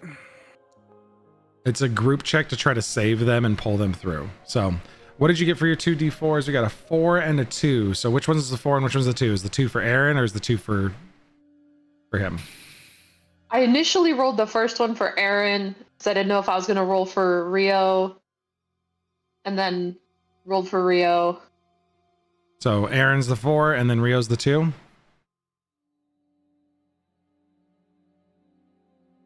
Damn it. Pull the trigger. We don't know what's what.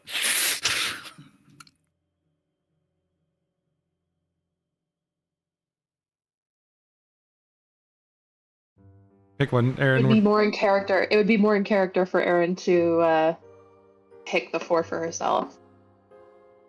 Okay, so Aaron's magic fragments, and she must succeed a DC 5 flat check to be able to cast any spells for the next 10 minutes.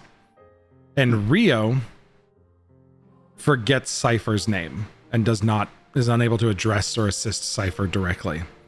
However, because the rest of the party succeeded and got 3 points, which is what we needed, or 4 points, because I got a crit and we got 2 other successes on the will saves and performance checks, we pull them through the dance and convince them that you are not those fragmented pieces of yourself. You forgive yourself and you come to kind of that self-realization that that's not who you are. And you manage to resist the effects of that glitch of your memory that occurs. I mean, while they're in here, they also can't refer to me anyway, right? We're exist while not I'm in here. really, we're kind of Hey. beyond the host here, like beyond the actual, we're going into a trap of the host. We're outside of the normal part of the court. Oh, okay. Yeah, we're in So some the normal mask rules don't apply? Yeah, this is just us trying to survive this weird trap journey. Okay. Crap. Come on, Legend Keeper. We're trying to come out of this on a good trip, not a bad trip. Already been a bad trip, my guy. It's been a fucking terrible trip.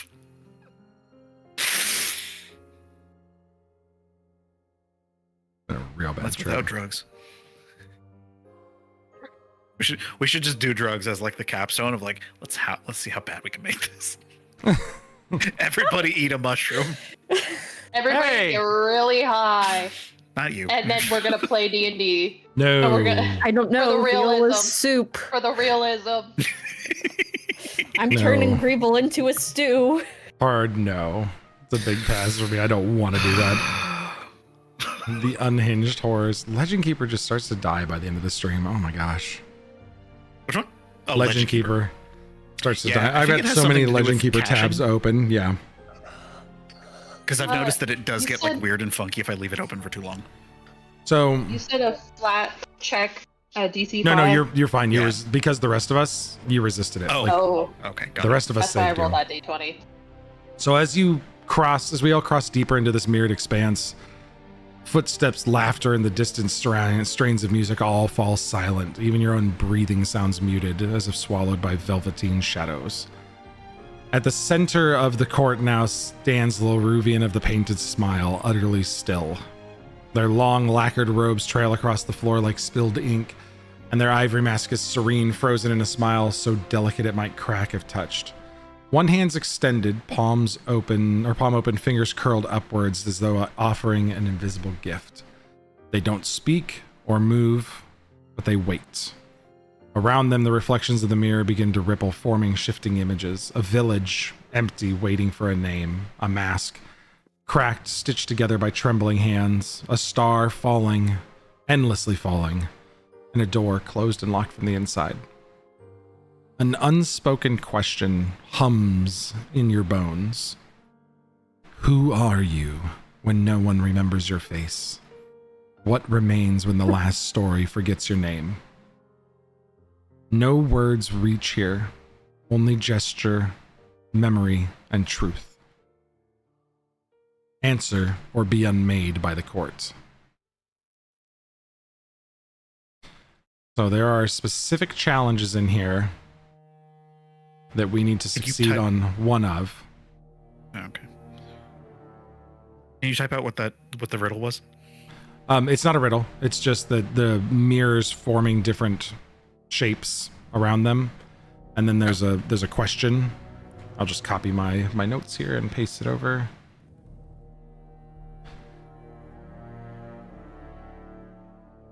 This image of Laruvian stands motionless, asking a question without words, and one of the answer we give must be in kind.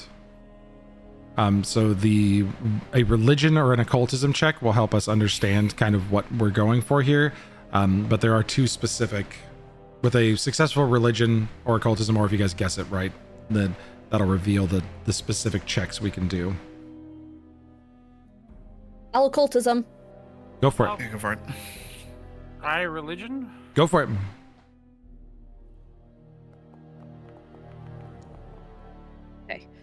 Do not. Not great. Fuck me. 15. There, I got fucked. I swear to God. I Oh, swear to no. God. Oh.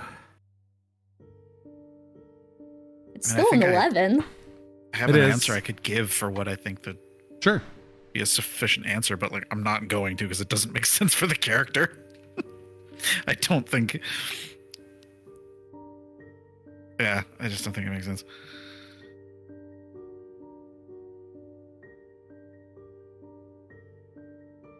How long does the fear status last again? Was it just one round? I was 10 No, I minutes. think we're- So you went through the next challenge with it, and that's been long enough. So you're out of it now. Oh, okay. Cool.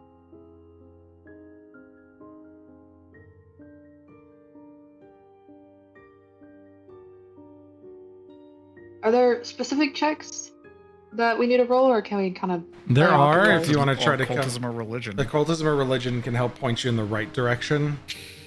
We Viola failed it, seems so to I be a guess- little bit lost by the sheer weight of all this and what it really means. That Viola just kind of gets a little bit lost in it. Viola starts laughing at the question. Okay, perfect. Rio can, we can attempt those as well. Rio can attempt an occultism. Yeah. I mean, he's got it as well, so he'll roll it, and he smoked it. 24. Yeah. Rio kind of starts talking about Laruvian that we've seen before, moving through the rest of the court. That this clearly isn't the actual Laruvian. That this is part of the puzzle. But the host is always quiet, but this host is now frozen solid, just holding a hand out. That likely whatever we need to do has to be unspoken. An unspoken performance, unspoken non-verbal communication to try to interpretive dance our way through it, basically. But you can attempt a Hey. performance or a diplomacy check, and they are non-verbal. So Can the I try DCs are something? higher. Yeah. Can I walk up to Laruvian? You said the mask looks like it's about to break. Yep. Can I try and lift it? If you lift the mask, you pull it up and it kind of vanishes into mist as you lift it, and another copy of the mask is right there. Even as you pull it, another one appears. All right, never mind. I can't take this off. Ever.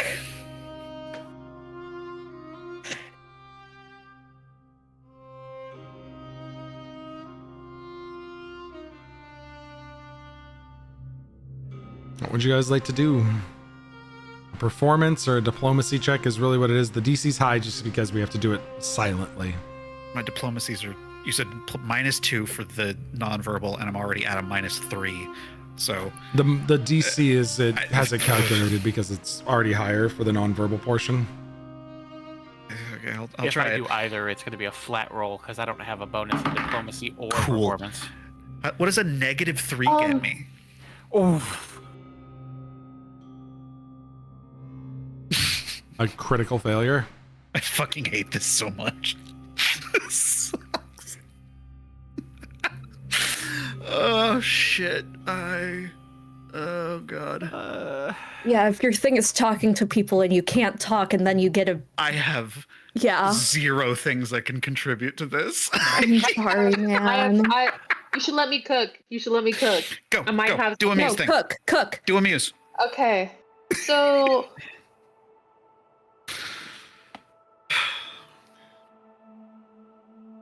once per phase, Aaron may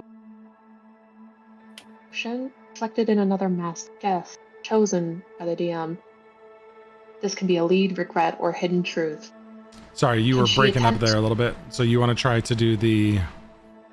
Can she attempt to do it with Luruvian? To look at Luruvian and witness a silent memory or suppressed emotion reflected in their mask? So this is not That is the either a lead, actual regret, or- Leruvian as the unfortunate part. Like, you won't be able to gain insight off of this illusion that's part of a trap. Yeah. That was the Then thing where I was like, I could potentially says- try and do the thing, but Chosen by the GM. So is there This is another witness saying something? No, this is you guys that is have a masked you guys have descended into the mirrored floor trap that is the Gotcha. court of the host that's hiding the bones. Well, she does basically have a +3 to performance while silent. You do. Nice. Corin's also got a really big diplomacy if you want to have Corin try it.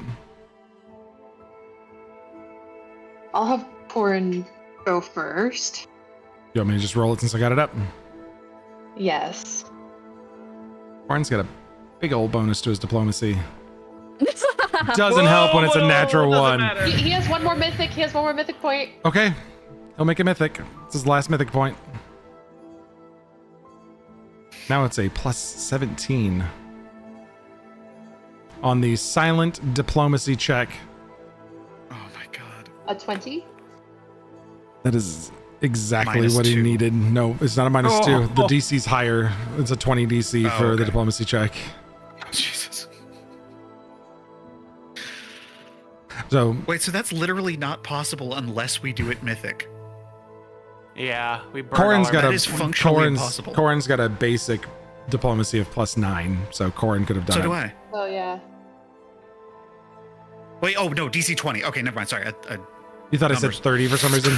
Yeah. Yeah. Yeah, no, DC 20. Yeah. For me, I would have the only way I'm going to succeed is by rolling a nat 20. Oh yeah. So Corin would speak in gesture enough to satisfy an unspoken query. Complex and misunderstood by most, but Aaron gets the feeling Corin's getting deep into the philosophical of what it is to be a person and exist beyond this silent question of what are you when the names fade and when the last memory leaves you. It's very Corin of him.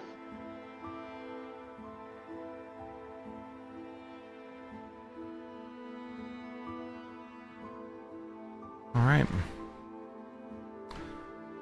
So the last of the illusions collapse. And the bones of Bernard are finally revealed to us. At the heart of the spiral, where the mirrored paths fold and bleed into one another, we can finally see a shape, not hidden but forgotten. The bones of Bernard hovering in the air, a twisted elegance of lattice of ribs and spines gently rotating within a storm of threads of memory. Each bone gleams with a soft silvered light, as if etched by starlight itself. The runes flicker along the surface, words of an ancient oath, bargain or promise. The spiral winds around the bone like a living tapestry. There's threads of laughter, grief, betrayal, and hope intertwined. And you feel it immediately, the weight of the contract manifest here. Not just a skeleton, but a covenant made not to bind flesh and bone, but a memory to place truth and legend. The bones slowly pulse in a rhythm with the dance around them. You can see that it matches the music above, as if breathing, not with life, but the agreement they enforce. To reach them here is to unweave part of this final spiral itself, standing against the masquerade. So suspended in the vortex of swirling memory, we have to appropriately sever the right threads without destroying whatever pieces of Bernard's spirit and memory are bound here, anchoring the bones to the revelry and the masquerade. Is that like a physical, like you gotta like jump through a room full of lasers kind of situation, or more like Metaphorical. like be really big brain and just know which wire to cut, like Metaphorical lasers. Metaphorical yeah, lasers. metaphorical lasers I think, and wire cutting. Nothing is tangible, real. Okay. What do we have as options for this? So there are threads of ending, life cycles of nature, cycles of life and death that a nature check could help to reveal. Arcana, thievery are things that you can use to help identify and sever the right threads. But there's more layers to this than just, cutting a string and releasing something. There's tapestry woven in here that builds that contract into the very fiber of what the the Mistwood Masquerade is trying to become. So we risk, not only undoing them, but potentially changing the contract to have it occur immediately, breaking promises and causing a backlash from the Masquerade itself. But Fae stuff as well, so there are things that we could give and surrender as a part of this. You could declare something in place of one of the threads that's holding it and loosen something that's gripping one of the bones. Could So actually, let me get, for my trained in Fae contract law, let me get a lore check from the two of you. You got it, boss. I was like, hey, they know Fae stuff. They know Fae stuff. No. I can roll nature if that'll help at all. Nature will help you a little bit to recognize threads of ending, stuff like that. What about thievery? 26. I can Being able to yeah. identify Can there be a thievery check as well in there? inconsistency. Thievery can help you loosen the bones on 7 for Fae Do lore. that. Okay. Yep. Viola's got enough though, and Greeble recognizes some of the threads of ending to break them. Couple things, because Aaron rolled a thievery check. So Viola, you recognize that there's obviously an exchange available here. You can give up something meaningful to replace the things that you sever and loosen them without risk to you. A memory of joy. You could surrender a happy, formative memory and release the Masquerade's weave from that particular piece of bones. I do not like that song. It's a little bit weird for it. From Over the Garden Wall. It's the it's like the ending theme. It was Of all good, the episodes. but it was a little bit much for Yeah, this Sure. second. the vibes. The vibes. You could speak a truth that you keep hidden, your real unmasked self. You could open up and release a true name, a deep private truth of a shame spoken into the spiral to become part of the Masquerade's performance, and give it up to the Masquerade and gain a piece of the bones. You could make a vow that you wouldn't break. You could sacrifice a part of your self-image, or dance alone across the spiral, and potentially accept your own eventual forgetting, the fact that people will forget you as well.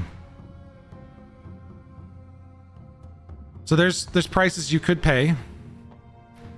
Greeble recognizes some of the threads of ending that are gently woven into here, the cycles of life and death that are a part of this contract that, essentially without this contract or a place to call home, the Masquerade is at risk of dying forever.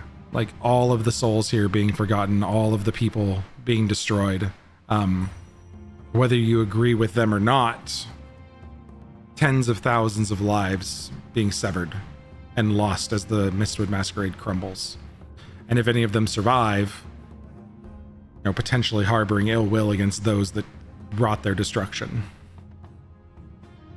Cypher, you're trying your hardest to understand the complexities here, but it is well beyond you. But you're looking at some information on the bones and the things that you're picking up. You can see already. You get a little bit more locked in on the fact that there are differences in the bones and what they say to how they were translated into the words that are on Cantifor's pages. There was clearly misrepresentation into those ones that's allowing the court to take a bit of advantage, whether it's by Laruvian's design or whatever Laruvian is now, that this essence of the court that leads it. And then you all watch as Aaron just reaches up and tries to rip a piece of the bone out and cut a thread. I mean, it wasn't that ungraceful. It was a 12. Can Viola smack her arm with her cane? You do. You smack her. Ah! I feel like this is automatically a no, but would I potentially think that if we destroy this copy of the contract, that the only one remaining being Cantifor's becomes the de facto? No, because this is etched contract? into reality. This is the contract. If you try to destroy the bones, the magic still exists. Never mind. So, And by etched, you mean it's written on the bones? On the bones, yes. Yeah. Physically written Physically on the bones. Yeah. And what we need Is to take the to- bones to Cantifor. Take the bones and go. We need to steal the bones and take them. Do we to- need to steal the bones or steal what's written on the bones? Steal the original piece so Cantifor can rectify the Inspect. contract and inspect it. But So- can't. Real quick, sorry for Aaron, because I don't want to get too far away from somebody just totally failing a thievery check against a giant face trap. Your fingers kind of brush the bones and sudden tremors ripple out from across the floor. There's a harp string that was snapped really, really tight. The swirling memories around the bones lash out violently, catching your hands, and 100 fragmented reflections of the you appear and surge upward, visions of who you might have been or who you would yet become. And the spiral here recognizes your attempted theft and demands payment in full. So you are immediately restrained. So we're going to give you restrained. Let me close this. You're immediately restrained. Oh, You that's not take damage. Oh, what 16 damage. points of mental damage as the spiral lashes out at you. And you have a lingering mark on you, which is a curse effect.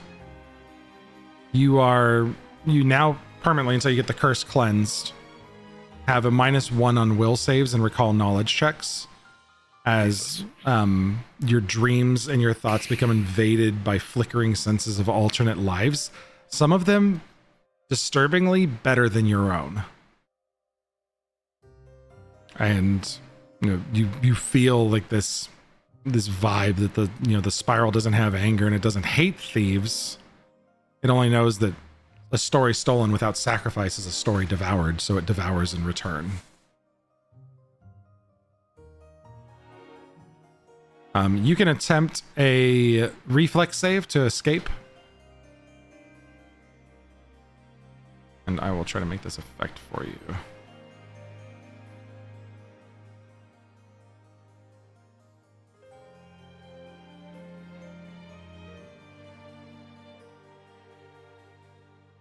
Oh, the little effect thing's not working. Aaron is still restrained right now. It's not hurting you anymore, but it's got a hold of you. And the rest of us now get the opportunity to do something. I think Corin at that point would try to cast something on her to heal her a little bit and let her out. Everybody else, what would you like to do?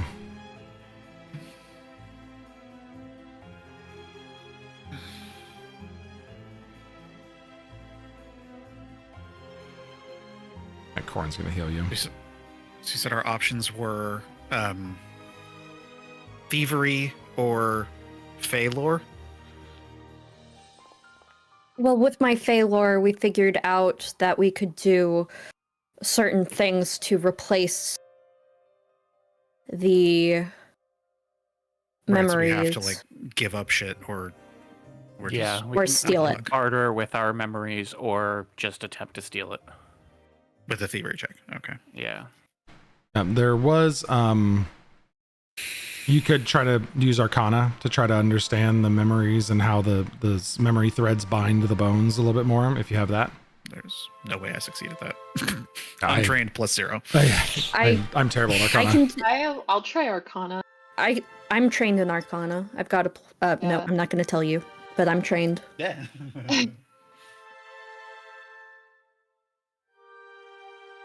All those years of wizarding school. Yes. So can I do Arcana? Yeah. The Arcana girlies would like Yes. would like to do some Arcana. Women in sorcery, something, and magic. Sorcery, tarot. I'm sorry, I said something too that I want to make sure was clear. I think I said a promise that you will not break, but it's a promise that you know you will not keep because the spiral feeds on broken promises. So I wanted to make sure that that was clear. Oh. Ooh. Oh. Arcana. Go My for gust it. dice isn't. I've No, been I rolled rolling it. Shit, this There it goes. It just caught up on my side. This whole session. The both of you, Oh, you have Oh. you have a bit better eye on how to free parts of them. This one is going to require 5 successes, so you do see an advantage, a way to help break them. With the Arcana, you lower the DC of the thievery check to try to break it out. Okay. I mean, I could have- possibly terribly fail 2 thievery checks in a row, right? You can't do You're it still while you're restrained, restrained. so you can't Yep. do it. You got to get So out yeah, of the you're- restraint first. You're still stuck. You are our only person who can Gotcha. actually do this. Oh, I can. You have thievery too? Yeah. Is it reflex to get out of it? Yep, Yeah, I think so. That was what you had me roll? and you are 20? still attached. Viola's gonna. So the Someone help DC me is out. lowered. I can't. Yep, DC's lowered on the thievery.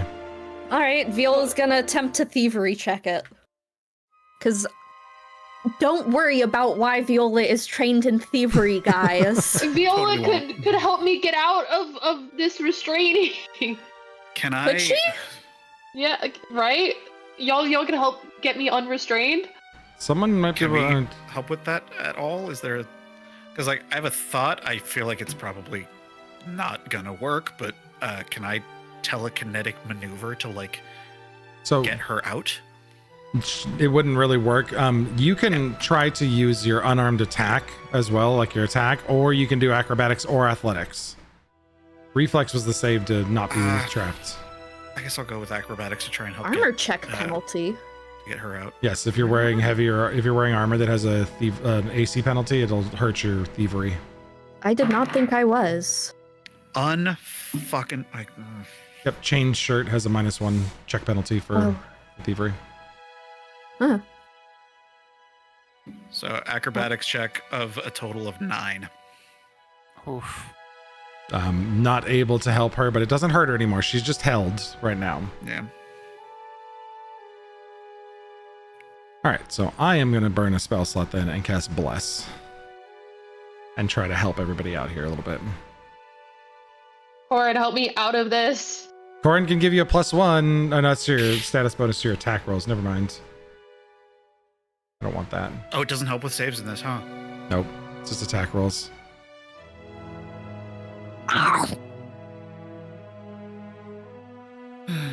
Does my thieving do anything? You slip free a femur, and you've got a piece of Bernard's bones. You have one of the One out of- bones. Yeah, you one got of some of the 5. bones. We need 1 of 5. All right, here is one of the bones. When do I get to try to wiggle out again? After everybody gets a turn doing stuff. Cool.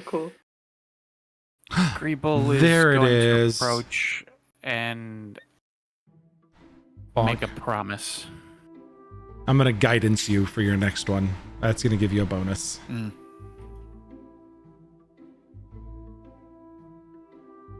All right. So you need to make for me a promise that you will not keep. A good example is like, I will never betray my friends because your heart may falter one day. He's just going to approach and just say,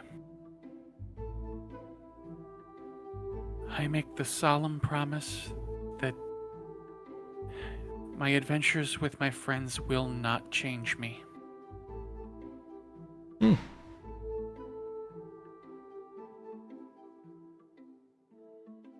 So I have to add more secrets to Greeble because Greeble's got all these secrets. Secrets. Fine. Keep your secrets, then.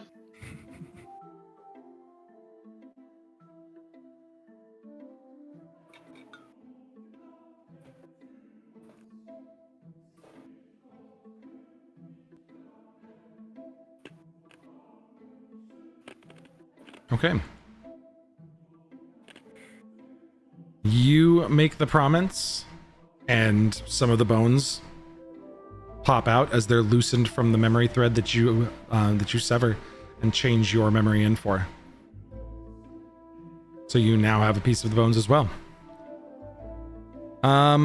Rio can do something. He can. I think Rio's going to try to. Let's see.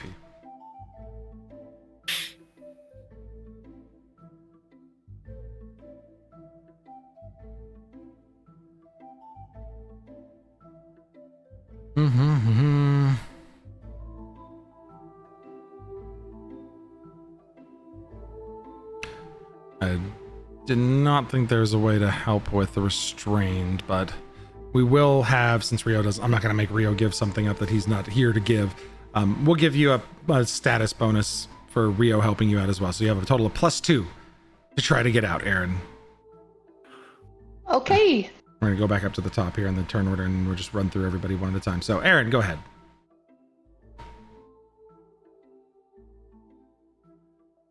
This is going to be an athletics, acrobatics, or an attack for your unarmed attack, which will be your just d20 plus proficiency plus strength. It's a +9 for you. Plus the Or- 2 bonus points. Yep. So the bless will already go in, but I'll give you one more on top of that. What do I put in my modifier? 2? Just roll it. I'll just roll it. I'll do the math in my brain for the +1. I can add 1 to whatever you roll. Oh, come on. That's been happening all night. I've It been rolling has. only the things that I'm trained in with like a fucking +9, and here we are. Welcome to the club. Aaron's just sitting there going, all right, it's kind of tight. And no, like you are stuck. The wings. It's really the wings. If only she Your didn't have the hips fucking too wings. big. Why do you need that thick? You're so thick. Why are you so thick like milkshake?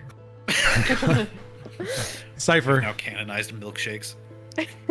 We already did ice cream. That's fair. What's up? Your turn. I'm just gonna roll through so everybody Oh, gets a fuck, fair I number don't- of stuff to do. I don't know. We've established I can't do anything. I don't think I can roll high enough to get her out of the thing. I can't talk to this. And, You can still talk, so if you want to exchange something, you can. Yeah, but this is. This is the cost of subverting the court and going directly for the bones is the cost that she has built into it. Yeah. Unless you Making try. a promise you won't keep.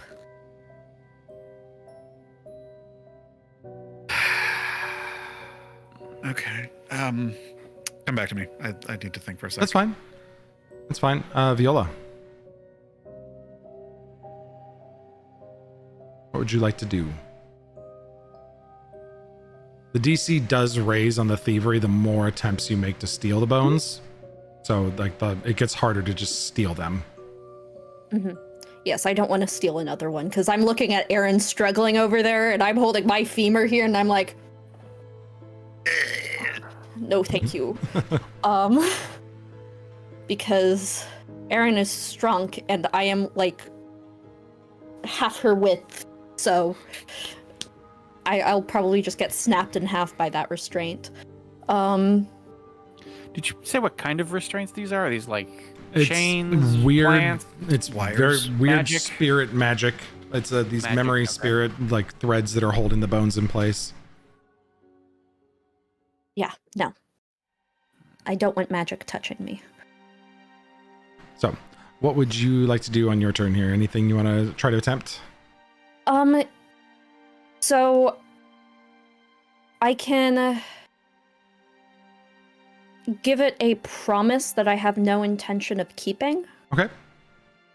Or no, that's a question. That's because there was a promise. You said at one point there's a promise you don't intend on breaking, and Yep. then you were like a promise you don't intend on. It's a promise you keeping. will not keep is the Okay. thing. It feeds on broken promises. Was there other things that we could offer it in Yep. in that respect? You can offer it a memory of joy, a true name spoken, so a truth that you keep hidden and you need to speak it out loud, a deep and private truth, and it becomes a part of the masquerade's eternal performance. Surrendering joy is willingly surrendering a happy, formative memory. A reflection shared, you can you can sacrifice a piece of your self-image. You said And what was it? a memory of Surrender. joy, so a happy formative memory, a deep and private truth about yourself, a promise that you will not keep, a reflection shattered so you can step into the mirror and shatter a piece of who you think you are. Or you could do a dance of loss alone across the spiral and accept your own inevitable forgetting. That you will eventually be forgotten. Aaron will share. Oh, hold A on, deep Aaron. and private It's Viola's turn. Sorry. It's okay.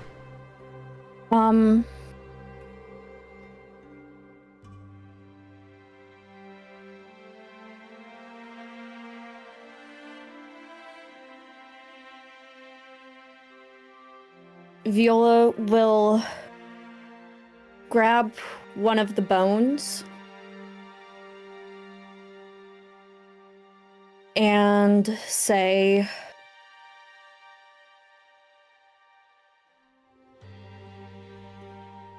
I'm married.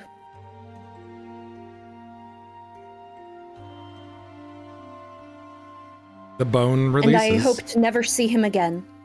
Okay. You share a deep private truth, and the bone releases.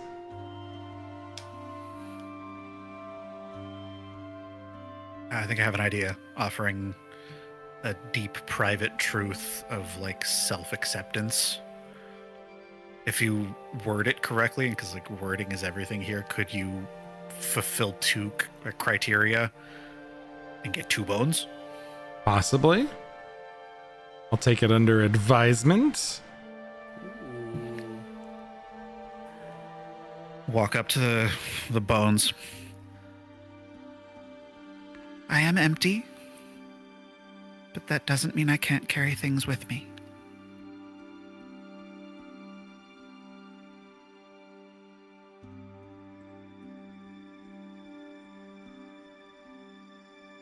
Okay.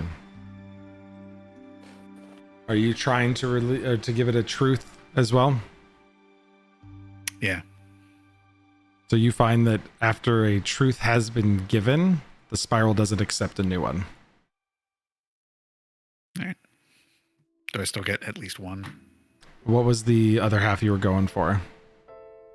That you can still carry something? Yeah.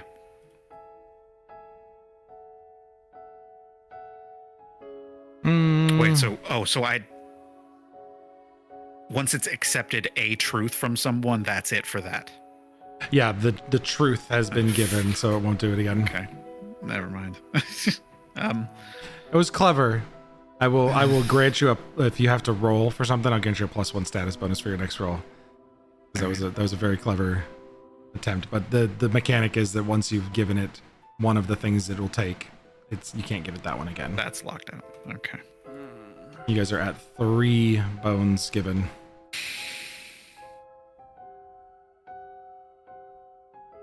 So we've used what? We've used a truth. We've used a promise that we won't keep. We've used thievery. That's our 3, right? Yep. Yep. Okay. So we've got Greeble, Okay. myself, and Cypher still to act this turn, and I'm ready if Greeble's not ready. Where would you mentioned something about giving up a name? Yeah, it's a true name spoken. Which does is that which is Like it's we just give the it a title name? of it. It's the hidden truth, like a true name spoken. Okay. That's the hidden Okay. truth that's been given. So that So would- a happy formative memory, a giving up a piece of who you think you are, or accepting your own inevitable forgetting and doing a dance across the spiral alone. That one sounds complicated. What does that entail? You're taking center stage inside of the spiral and performing a solo dance of sorrow. I can't tell you the mechanics behind what happens because the Fae gives you some shit, but basically you're accepting the fact that you will be forgotten. There's no check associated with that. If you guys aren't ready, Corin's ready, and we'll gain I one. think I would go for the accept you will be forgotten one because I don't think they really care about that. Cypher gonna step up then and do the dance. Not well, but yeah. All I got. That really hurts. Cypher steps up and performs the dance.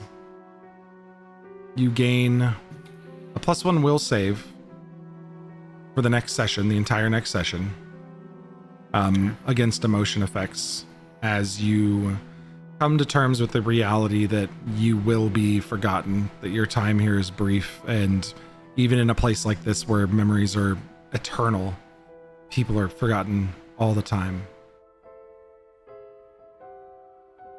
I And think as they're doing the dance, they kind of look around and think about the fact that these people have held on for so long and sees how it's twisted them and corrupted them and realizes that they are holding on and unwilling to let go, and that all of this pain and suffering and hardship would not exist.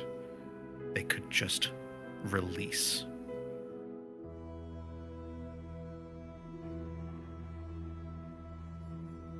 so as a part of that, like I said, you receive a +1 will save bonus to mental and emotion effect, or to emotional effects during our next entire session.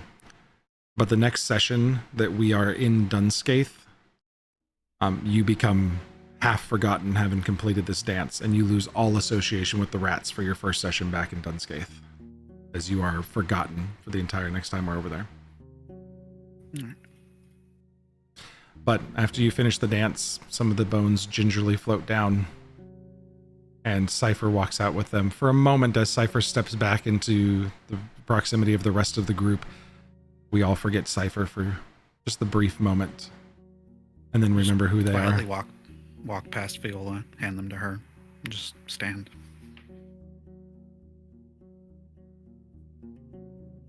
Greeble, did you have anything you wanted to do, or do you want Corin to step up? Because I've got something ready.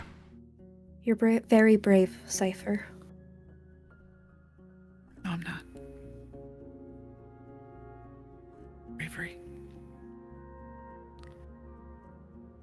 I think Greeble is going to do the giving up a part of themselves. Corin's gonna put a hand on you.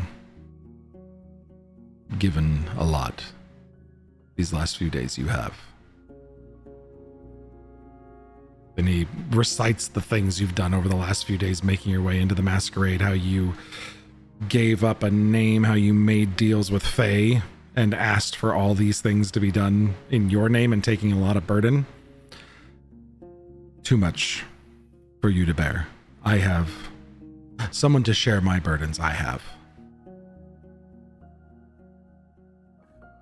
And yeah, I'm not gonna let Corin, not the DM. Corin's not gonna let Greeble step up again and sacrifice something after you've done it, what, 4 times coming into this Fey BS? Greeble just wants to take care of his friends. Corrin will walk over to Erin, give her a kiss on her forehead, and in Strix say it's up to you to remember her now. And Corrin will give up the memory of their mother.